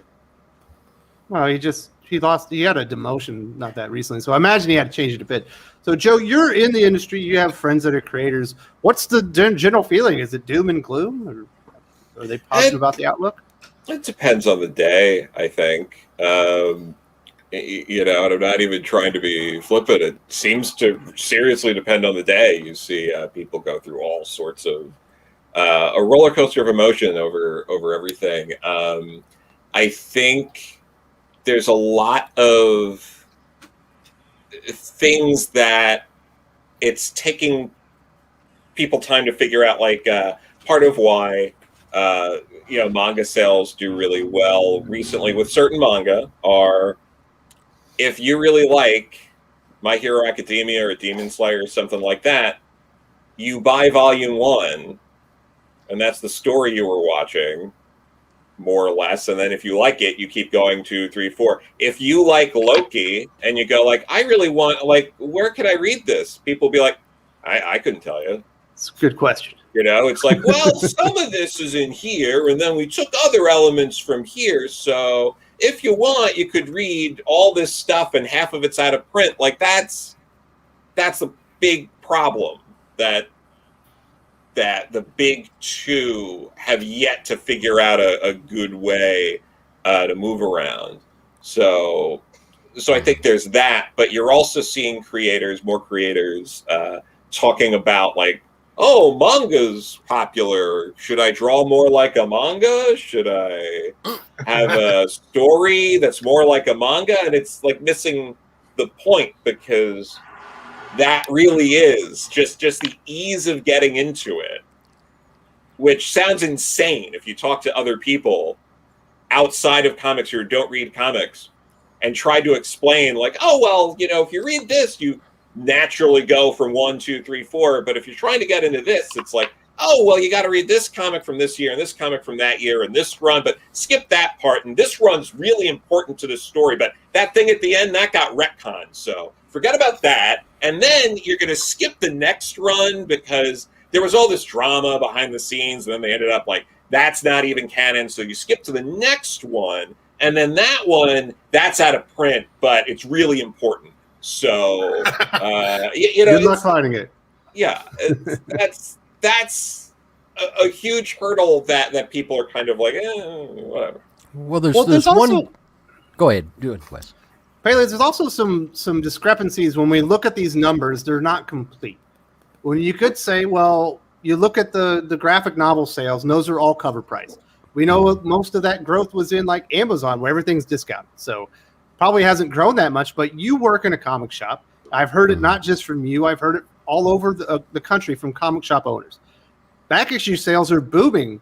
So there's a good chance that profits were probably up for a lot of comic shops. It's just they're down in new comics, but there's a lot of money flowing into that back issue market as well. And that is definitely a part of the comic industry.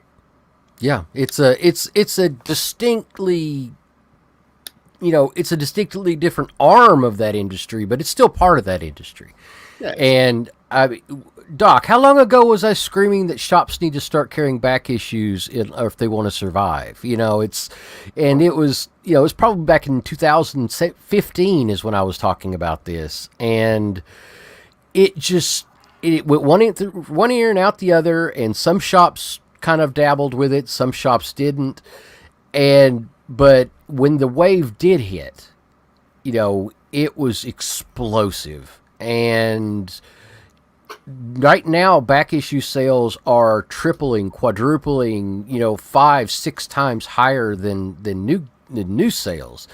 And that's not even counting the collectible aspect of it, where, certain key issues, you can make hundreds and thousands of dollars off of just, buying those and flipping them, and it's amazing to me that people, don't seem to understand what's happening to the new comic industry when well over half the people that read comics are still buying back issues, but they're not buying new comics anymore. So it's kind of a weird thing to say that the future of comics is in the past, and I don't mean that literally in the sense that, you have to go and buy all the old comics to get into your comic book fix. But the comic industry needs to look at the past and see what that got so right and what's going so wrong right now. So, and I don't see it's going to be slowing down. I think that the collectibles aspect of it, we're going to be touching on this too on Slabbed and Raw tomorrow.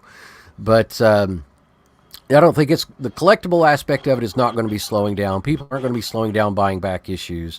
There's still a tremendous amount of series that they've not read. And the high prices we're already seeing kind of ebb right now. But the back issue market isn't going anywhere. The comic shops that had the foresight to start building their back issue, inventory, they're reaping the rewards right now. And I think it's hard to get into now it's very hard to get into now once that's already taken off. So it should be interesting. Perch and I actually talk about this on Monday. Where comic shops go from now. Everything's kind of opening up now. People can go back on vacation. They can go to movies. There are other things that they can spend their money on. So we'll see if people keep pouring it into their comic shops in collectibles. Hopefully that's the case. Josh, I'll let you have the final word. You're the special guest here. What are your thoughts? Are you pouring money into the back issue market right now?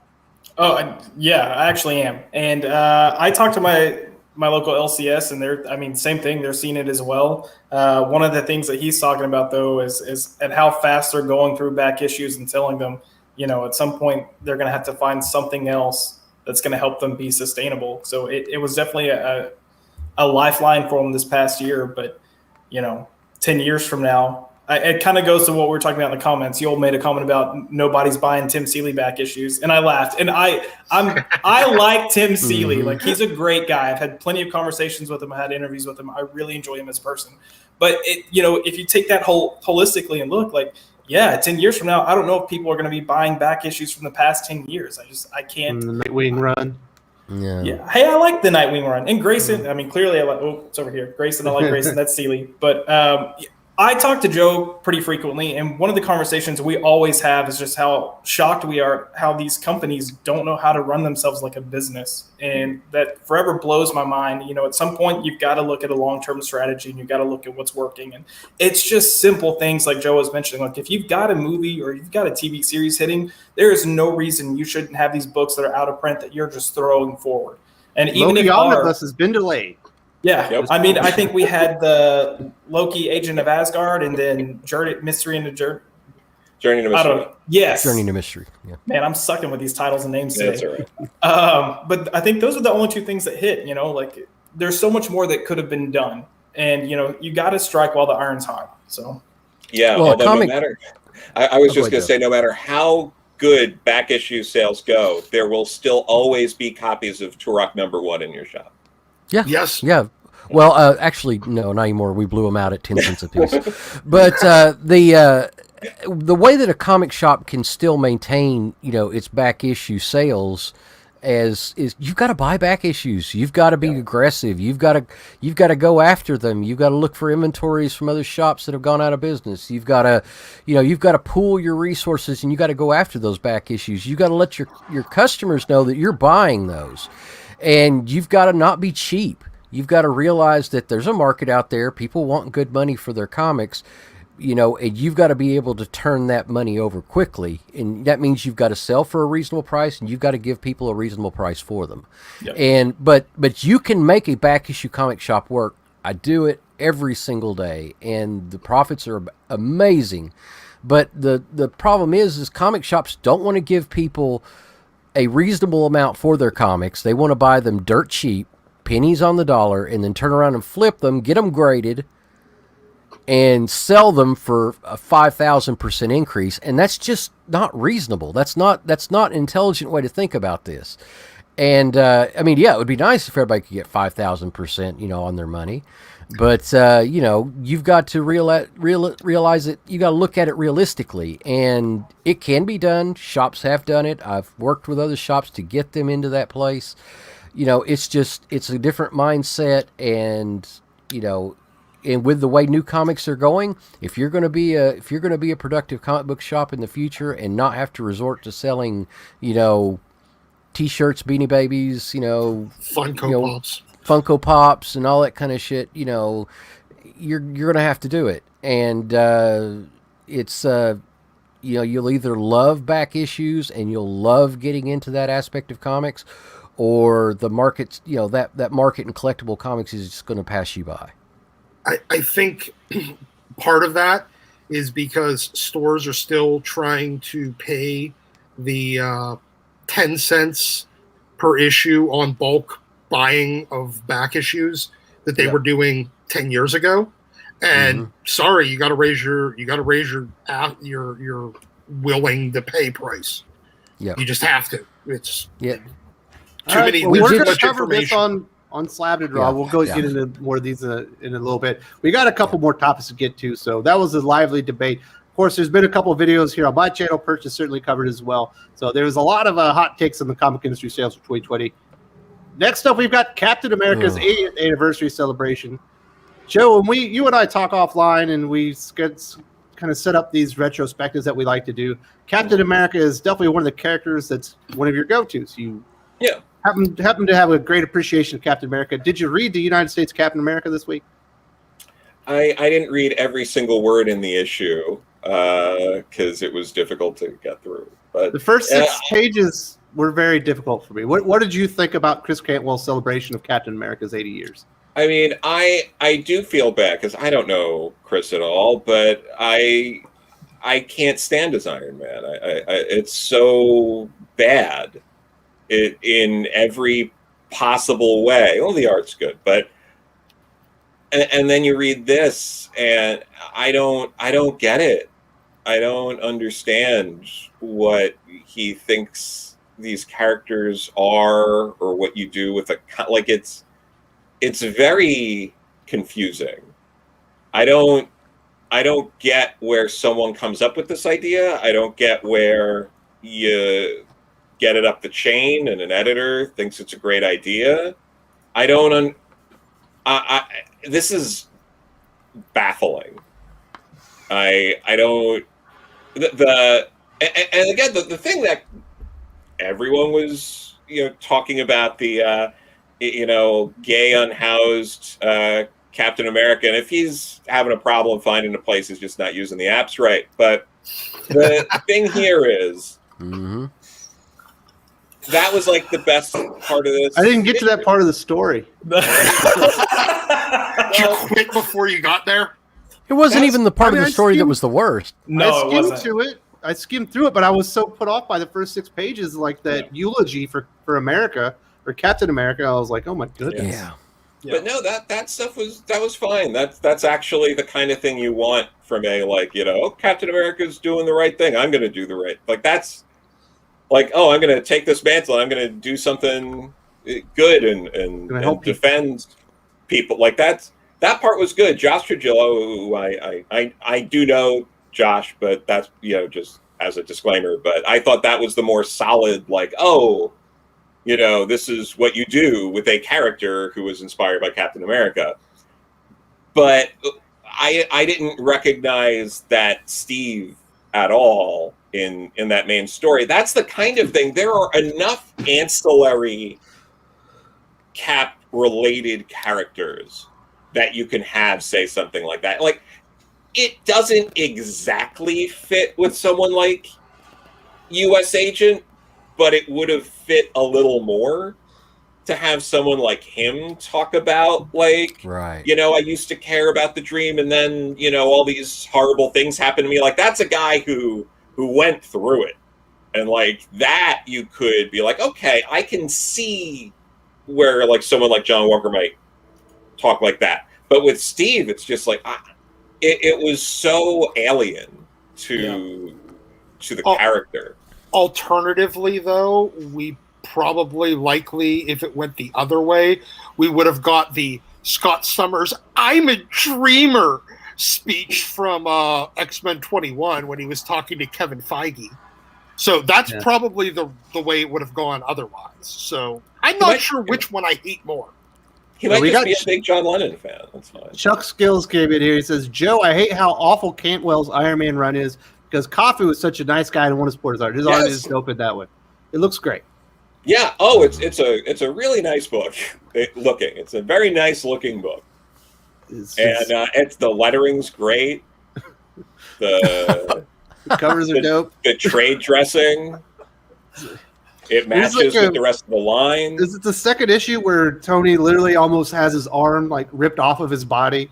He's in the hospital and he's got like pins and stuff, and Hellcat's telling him how privileged he was. It's like he literally just saved some people.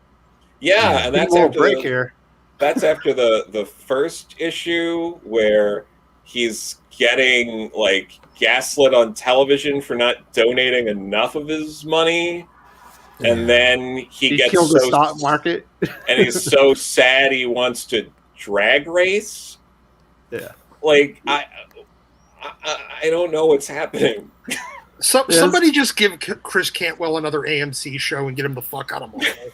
Yes, please. God. We've got Cryptid Zerker 415 here. Can someone explain to me how a skinny homeless kid with no fighting background is able to defeat a group of armed gunmen? Those guys appear to be like Blackwater people there, Josh. I was like, how did that happen? It's the same way every 90-pound, 5'0" girl can beat up a dozen 260-pound Navy SEALs every month. Yeah, it's the cliche that's in comics right now. Anytime that they have a new character, they're going to have them just so over the top that they're going to get through. Ironically, that was one of my lesser issues with this issue. Like, I just was like, oh, here we go again. But yeah, I'm with you guys. I had a bigger problem with the first 6 pages. Yeah. It's clearly that certainly stands out, but in an issue that, it doesn't stand out that much in comparison. You mean like how Harley beat Wonder Woman, Superman, and Batman all at the same time? I mean, that happens every day. What are you talking about? Heroes in Crisis wasn't your favorite story of all time? Come on now. So Pele. Never mind. No, I'm kidding. I'm kidding. Pele, when it comes to United States Captain America, what was the reaction? Did people ask for refunds? You said you give refunds. Well, I actually, we did not heavily order it because I feared that this would happen. My manager feared it would happen. He's, Cantwell's writing the main story. And I said, cut it to the bone. And there's a good reason, and we sold 10 copies. There's probably like 4 or 5 left. But in telling people, don't buy that. If you love Captain America, do not buy this book. I think he put a little sign up, and somebody took it down, but he put a little sign up that says, if you love Captain America, do not buy this. And your customers not to buy the book. That's a bold move. Yeah. And I told him, buy this instead. I got you. Yeah, buy this instead. And we pointed to some really good Captain books, Cap books that we'd been ordering, and some back issues that we had available. But it's terrible. It's like the American dream is not for me. It is not for you. It is not for anyone. It is dead. The white picket fence doesn't belong to anyone. And we have to come to the conclusion that if it's not for everyone, it's for no one. And it's, oh, good God, man. You have just absolutely, you're a living meme at this point, with that type of garbage. Yeah. What did you think, Dylan? I'm sorry. I was just going to say, we're harping on Cantwell, and he definitely deserves it. But the editors, where were the editors in this? Editor. It was Lana Smith. That explains everything. Yeah. I don't know. If I were presented with that script and I were the editor, I probably would have said, I can't see Cap saying this, but if you want to present this notion, I'd change it so that, I don't know, you're watching the news and the freaking news anchor's saying it. And then maybe Cap, you're cleaning your shield, and you're in the middle of cleaning your shield, and you're like, well, shit, why am I even cleaning my shield if this is what people think? Yeah, that would have been way more powerful. That's actually really, that's really good. And I just also wanted to throw in that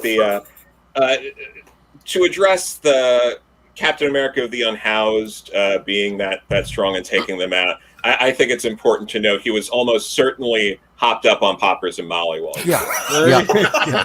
He had some purple drink. So. He was cracked. He was on crack. So, yeah. All right, Angel dust.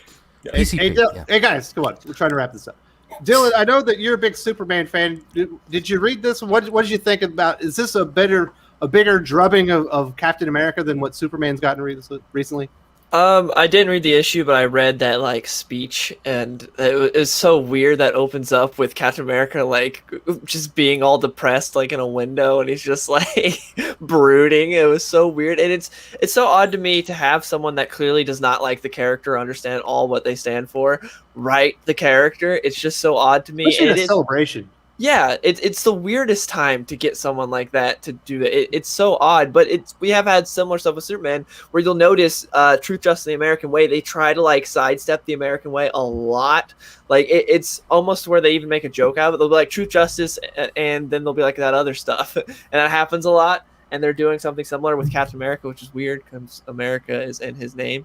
And the funniest thing to me about the whole gay Captain America thing is I feel like someone Original Design, they're like, oh, he's just a kid, jeans, Captain America t-shirt, and some editor or someone was like, he doesn't look gay enough, and so they gave him the haircut, they gave him the suspenders, he looks so stereotypically gay, it's so over the top, instead of just being oh, he's a guy that's gay, they went to the extreme with his design. Flame on. Joe, what did you think? Was it offensive to you? Did they go over the top with the character design? It was. The ascot felt bit much to me. It was too much, but I don't know. I feel like that's tough to say when someone named Captain America dressed like that. It's we get it. You like America, so it's I can kind of see that. But yes, it was a little over the top. It's the kind of outfit you look at and you're like, gee, I can't wait to read his thread on Drag Race later. So we got go ahead. We got Eclectic Andrew. Thank you so much for supporting the channel. With Coates' run ending on Cap, is there anyone in Marvel now that could save him? I would like to see Peter David get a chance, but it seems he's only allowed to write Maestro and Symbiote Spider-Man. You got a point there. The last good Cap I read at Marvel was actually Chip Zdarsky on that Defenders series. Oh, yeah. That was great. Yeah. Did you have any thoughts on that one, Joe? Who would you like to see writing Cap? Oh, geez, it's tough. Who's writing right now? Yeah. God, I don't know, because the problem is, we're at a point where everything is just constantly being deconstructed. So everyone writing right now, for the most part, it's like, well, what if you took Captain America and then you did this instead of like, what if we did good stories with this character? And so it's tough. I don't know who another name I think is Patrick Gleason, since he did co-write Superman. Yeah, and that was kind of a return to the roots of Superman and really what he represented. Yeah, So and people have brought up Pete Tomasi as well. that's actually where I was going to go. You've got a brilliant writer in Pete Tomasi. When he's allowed to do what he wants to do, he can excel. And he's not at DC right now, so freaking still him. Like, he's a guy that can get to the core of the character, and that's kind of what Cap needs right now. Mm-hmm. Wow. Doesn't appear Marvel agrees with that sentiment. We got Federico De La Casa. Thank you so much for supporting the channel. Why does it seem that the writer's urgencies are more important than the character's urgencies? Because they're feels that writing, they're writing self-inserts. That's why. Yeah. Because it's fanfic. Yeah. I think there's also like just an emotional maturity piece in this as well. Like, you know, I think you've got so many young writers that are kind of getting thrown into these bigger roles because they're cheaper. Let's be honest. And for them, I think they're like, oh my God, this is my chance, and strike while the iron's hot. And they're trying to do way too much at once. Like, you know, and then they're not prioritizing the story or the character. They're prioritizing what's actually important to them personally. And it's not a good way to run business. And again, that's where editors need to step in. That's where editors need to say like, hey, you know, there's a valid point that if you want to present it here, you can, but they're not reining them in at all. And it's worse at Marvel than it is at DC, but it's prevalent in both. Yeah. And Joe, that's kind of an offshoot of, you never know if your run's going to go longer than 6 issues. That's exactly what I was thinking. 12-issue run, right? Yeah, With most people, it seems very much to be like, we'll give you 6 issues, we'll give you another 6 issues, we'll give you another 6 issues, and then like, actually, we bet only 2 more issues, so you're canceled at 14. You see that kind of stuff a lot. With Cap, I'm not sure. Cap still seems to be one of those books, you know, that they put some bigger names on that they're willing to commit to X amount of issues, like, you know, with Remender, Spencer, Coates, people like that. I imagine they sign them on for more than just the 6 issues and kind of work with them on like, oh, what kind of story do you want to do? So I would hope they do that for the next person taking over Cap. I don't know. I like to see the end of these just static Alex Ross covers on Cap that have nothing to do with the comic. So people buy Alex Ross covers, the collectors. Yeah, it's just I hate that so much. I don't hate Alex Ross. I think he's overrated. I don't hate him, but I think it's nice when you have a cover that comes anywhere close to what the interiors look like. And you're not getting that at all when you're doing this. Andrew Wyatt says, let Brett Booth write and draw Cap. I've never read Brett Booth's writing. Is it good, Doc? I've never read anything that he's written either. I believe he's going to be writing his creator-owned book. Mm-hmm. Probably. I think he might hire an editor, but I don't think he's ever written. I don't recall him writing anything. I don't think he even wrote. I think he did a lot of the story and plot for like when he was back on like Backlash and Wildcore back in the day. But I think he still had a writer come in. Oh.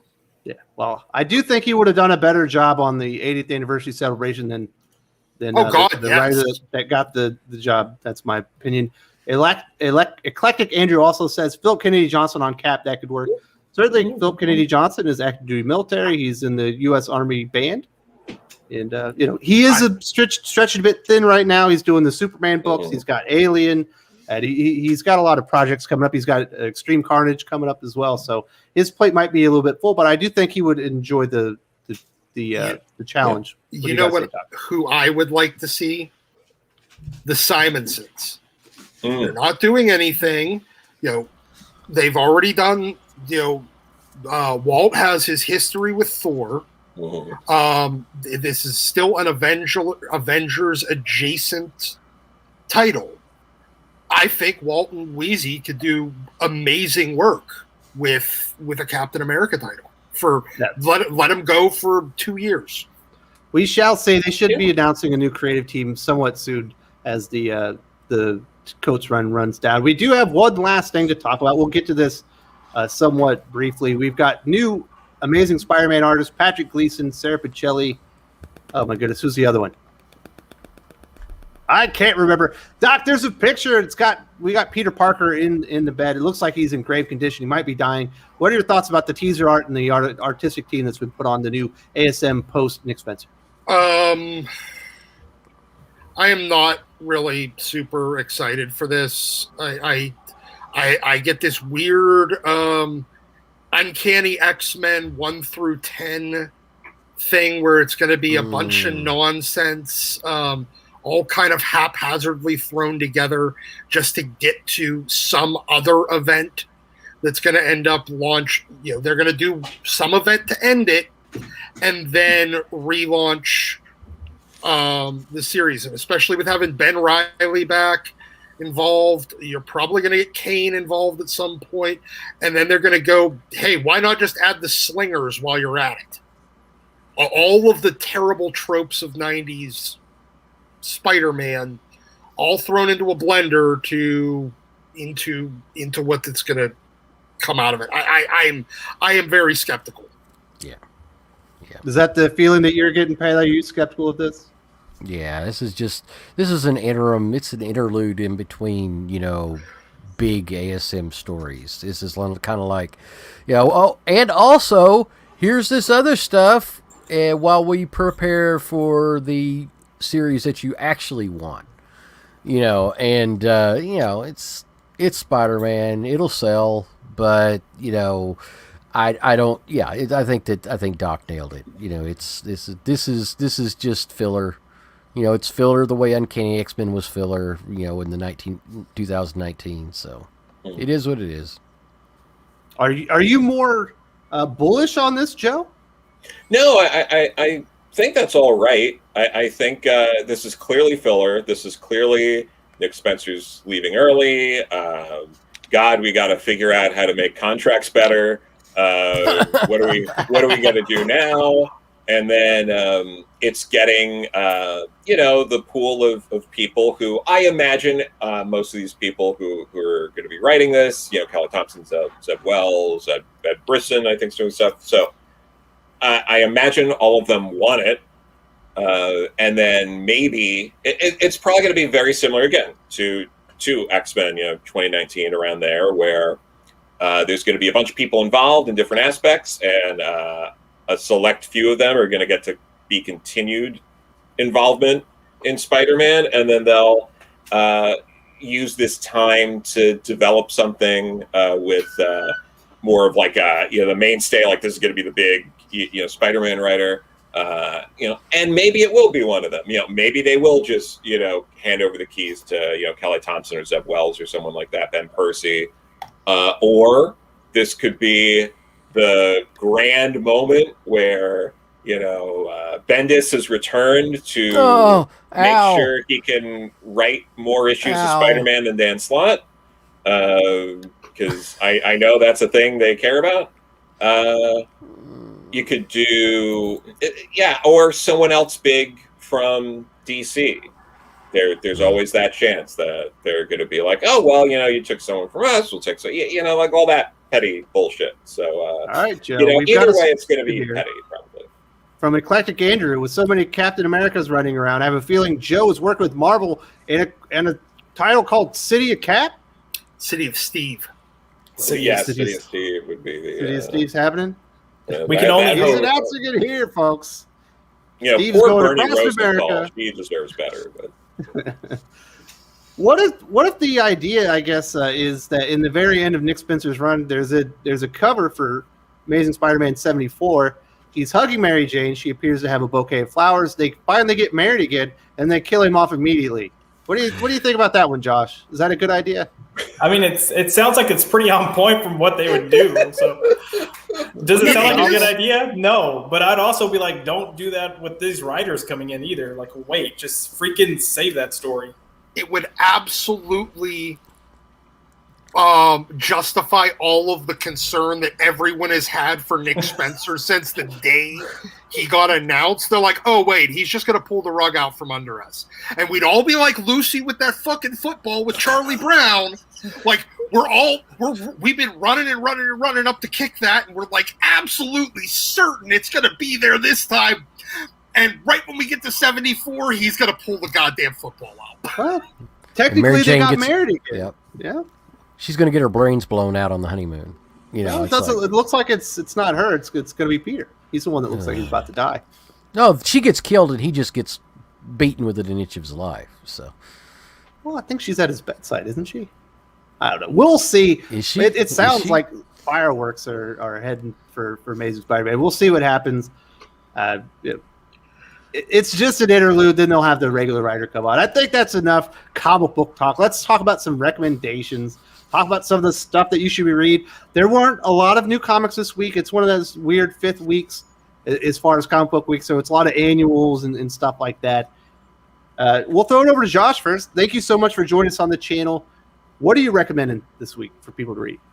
I'll go with DC for right now and just say Catwoman. Ram V's been doing a great job. So if you're not reading that, pick it up. I know it's not typically a common title people would gravitate towards, but his work has been pretty freaking solid.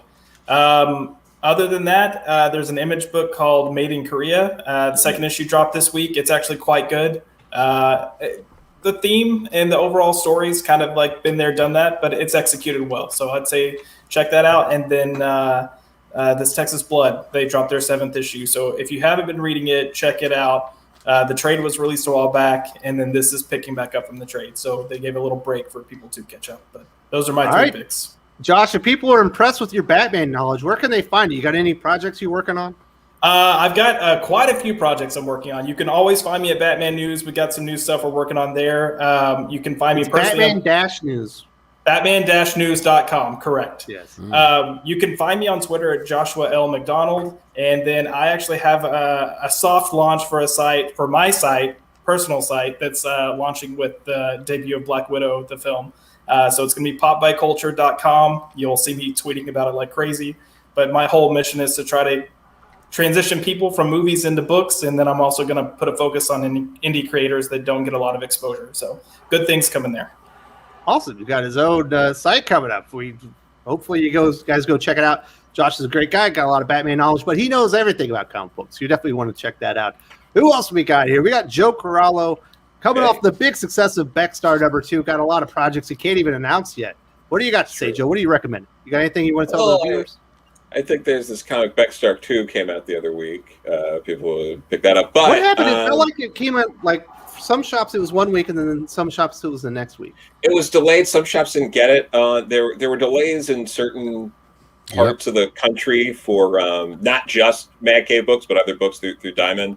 Because I actually I did ask Mad Cave Studios about that, and they were like, "Well, Diamond has all the books." It arrived a week late. Yeah, we got it a week late. Yeah. So yeah. But no, that I was actually going to say Made in Korea #2. Jeremy Holt is a cool person. I've been following their work since they were doing stuff at like 215 Inc. So I think Steve Orlando is doing something new there too, some graphic novel. But anyway, the other week there were Red Room #2 came out as well. Fisker? Yeah, that's good.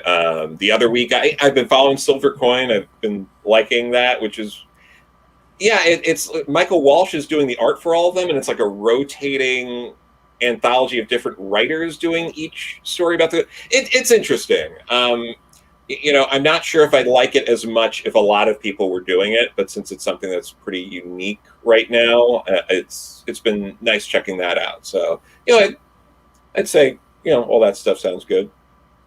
All right, what's up, Dylan? You got anything going on with the Real Comic Book Gamer people need to know about? So for my comic book recommendations, I know there wasn't really anything that came out this week, so I'm gonna recommend some G.I. Joe because we got the Snake Eyes movie coming up, which is probably gonna be terrible, but might as well read some good G.I. Joe comics. Yeah. You can pick up the Best of Snake Eyes trade paperback, which pretty much just focuses on all the Larry Hama Marvel Snake Eye centric books. It's a great collection. Highly recommend that. Snake Eyes. I guarantee that whenever you read that, it'll probably take you, a solid couple hours, if not a full day, to read it. I guarantee Snake Eyes will say more words in the fucking movie than he does in every single one of those issues combined. Oh, Yeah. 100%. And then Snake Eyes Declassified, which is a fantastic book that I always recommend. I know Wes just read it. It's such a good origin story and ties together the G.I. Joe universe beautifully. It's one of the Devil's Due publishing books. And then I'd also say check out Cobra's Last Laugh, and then G.I. Joe Snake Eyes Cobra Civil War, which is a Chuck Dixon Snake Eyes book. That was fantastic and extremely underrated. Yeah, if you want to see Snake Eyes in Cobra Commander rolling around America, beating people up and shaking them down for money, read Snake Eyes Declassified. It was great. Was not expecting that. So that was a great one. Doc, you got anything going on? Everyone else always asks about your YouTube channel. Do you have your YouTube channel yet? I technically do. I think I got like 5 videos on there. I never post anything. I recorded something a couple of weeks ago, but it was just random nonsense, and then I never posted it because I just recorded audio only. So, and I was just like, this is kind of terrible. I listened to it. I'm like, this is awful. And I'm just it's just rambling diatribe. So no, I'm not posting it.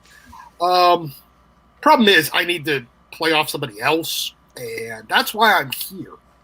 Because you keep me from going completely off track. You like rein me in, which is good. But as for comics, so no, I mean, you can go watch me cut a block of ice filled with an Iceman comic in half with a Sawzall, because I thought that was funny one time. Oh, it was funny. And you could look at a tour of my nerd room on if you really want to, but that's about it. As for comics this week, though, I literally bought one comic this week, and it was the giant-sized Amazing Spider-Man Clone Conspiracy finale. I haven't read it yet, so I have no idea if it's any good. I've heard you have disappointment in your future. Oh, special. Yay. Do you have any recommendations? I recommend you buying more and more and more and more and more and more back issues. Yes. Buy all of the back issues. Yes, Doc's Man Cave. All right, Pele.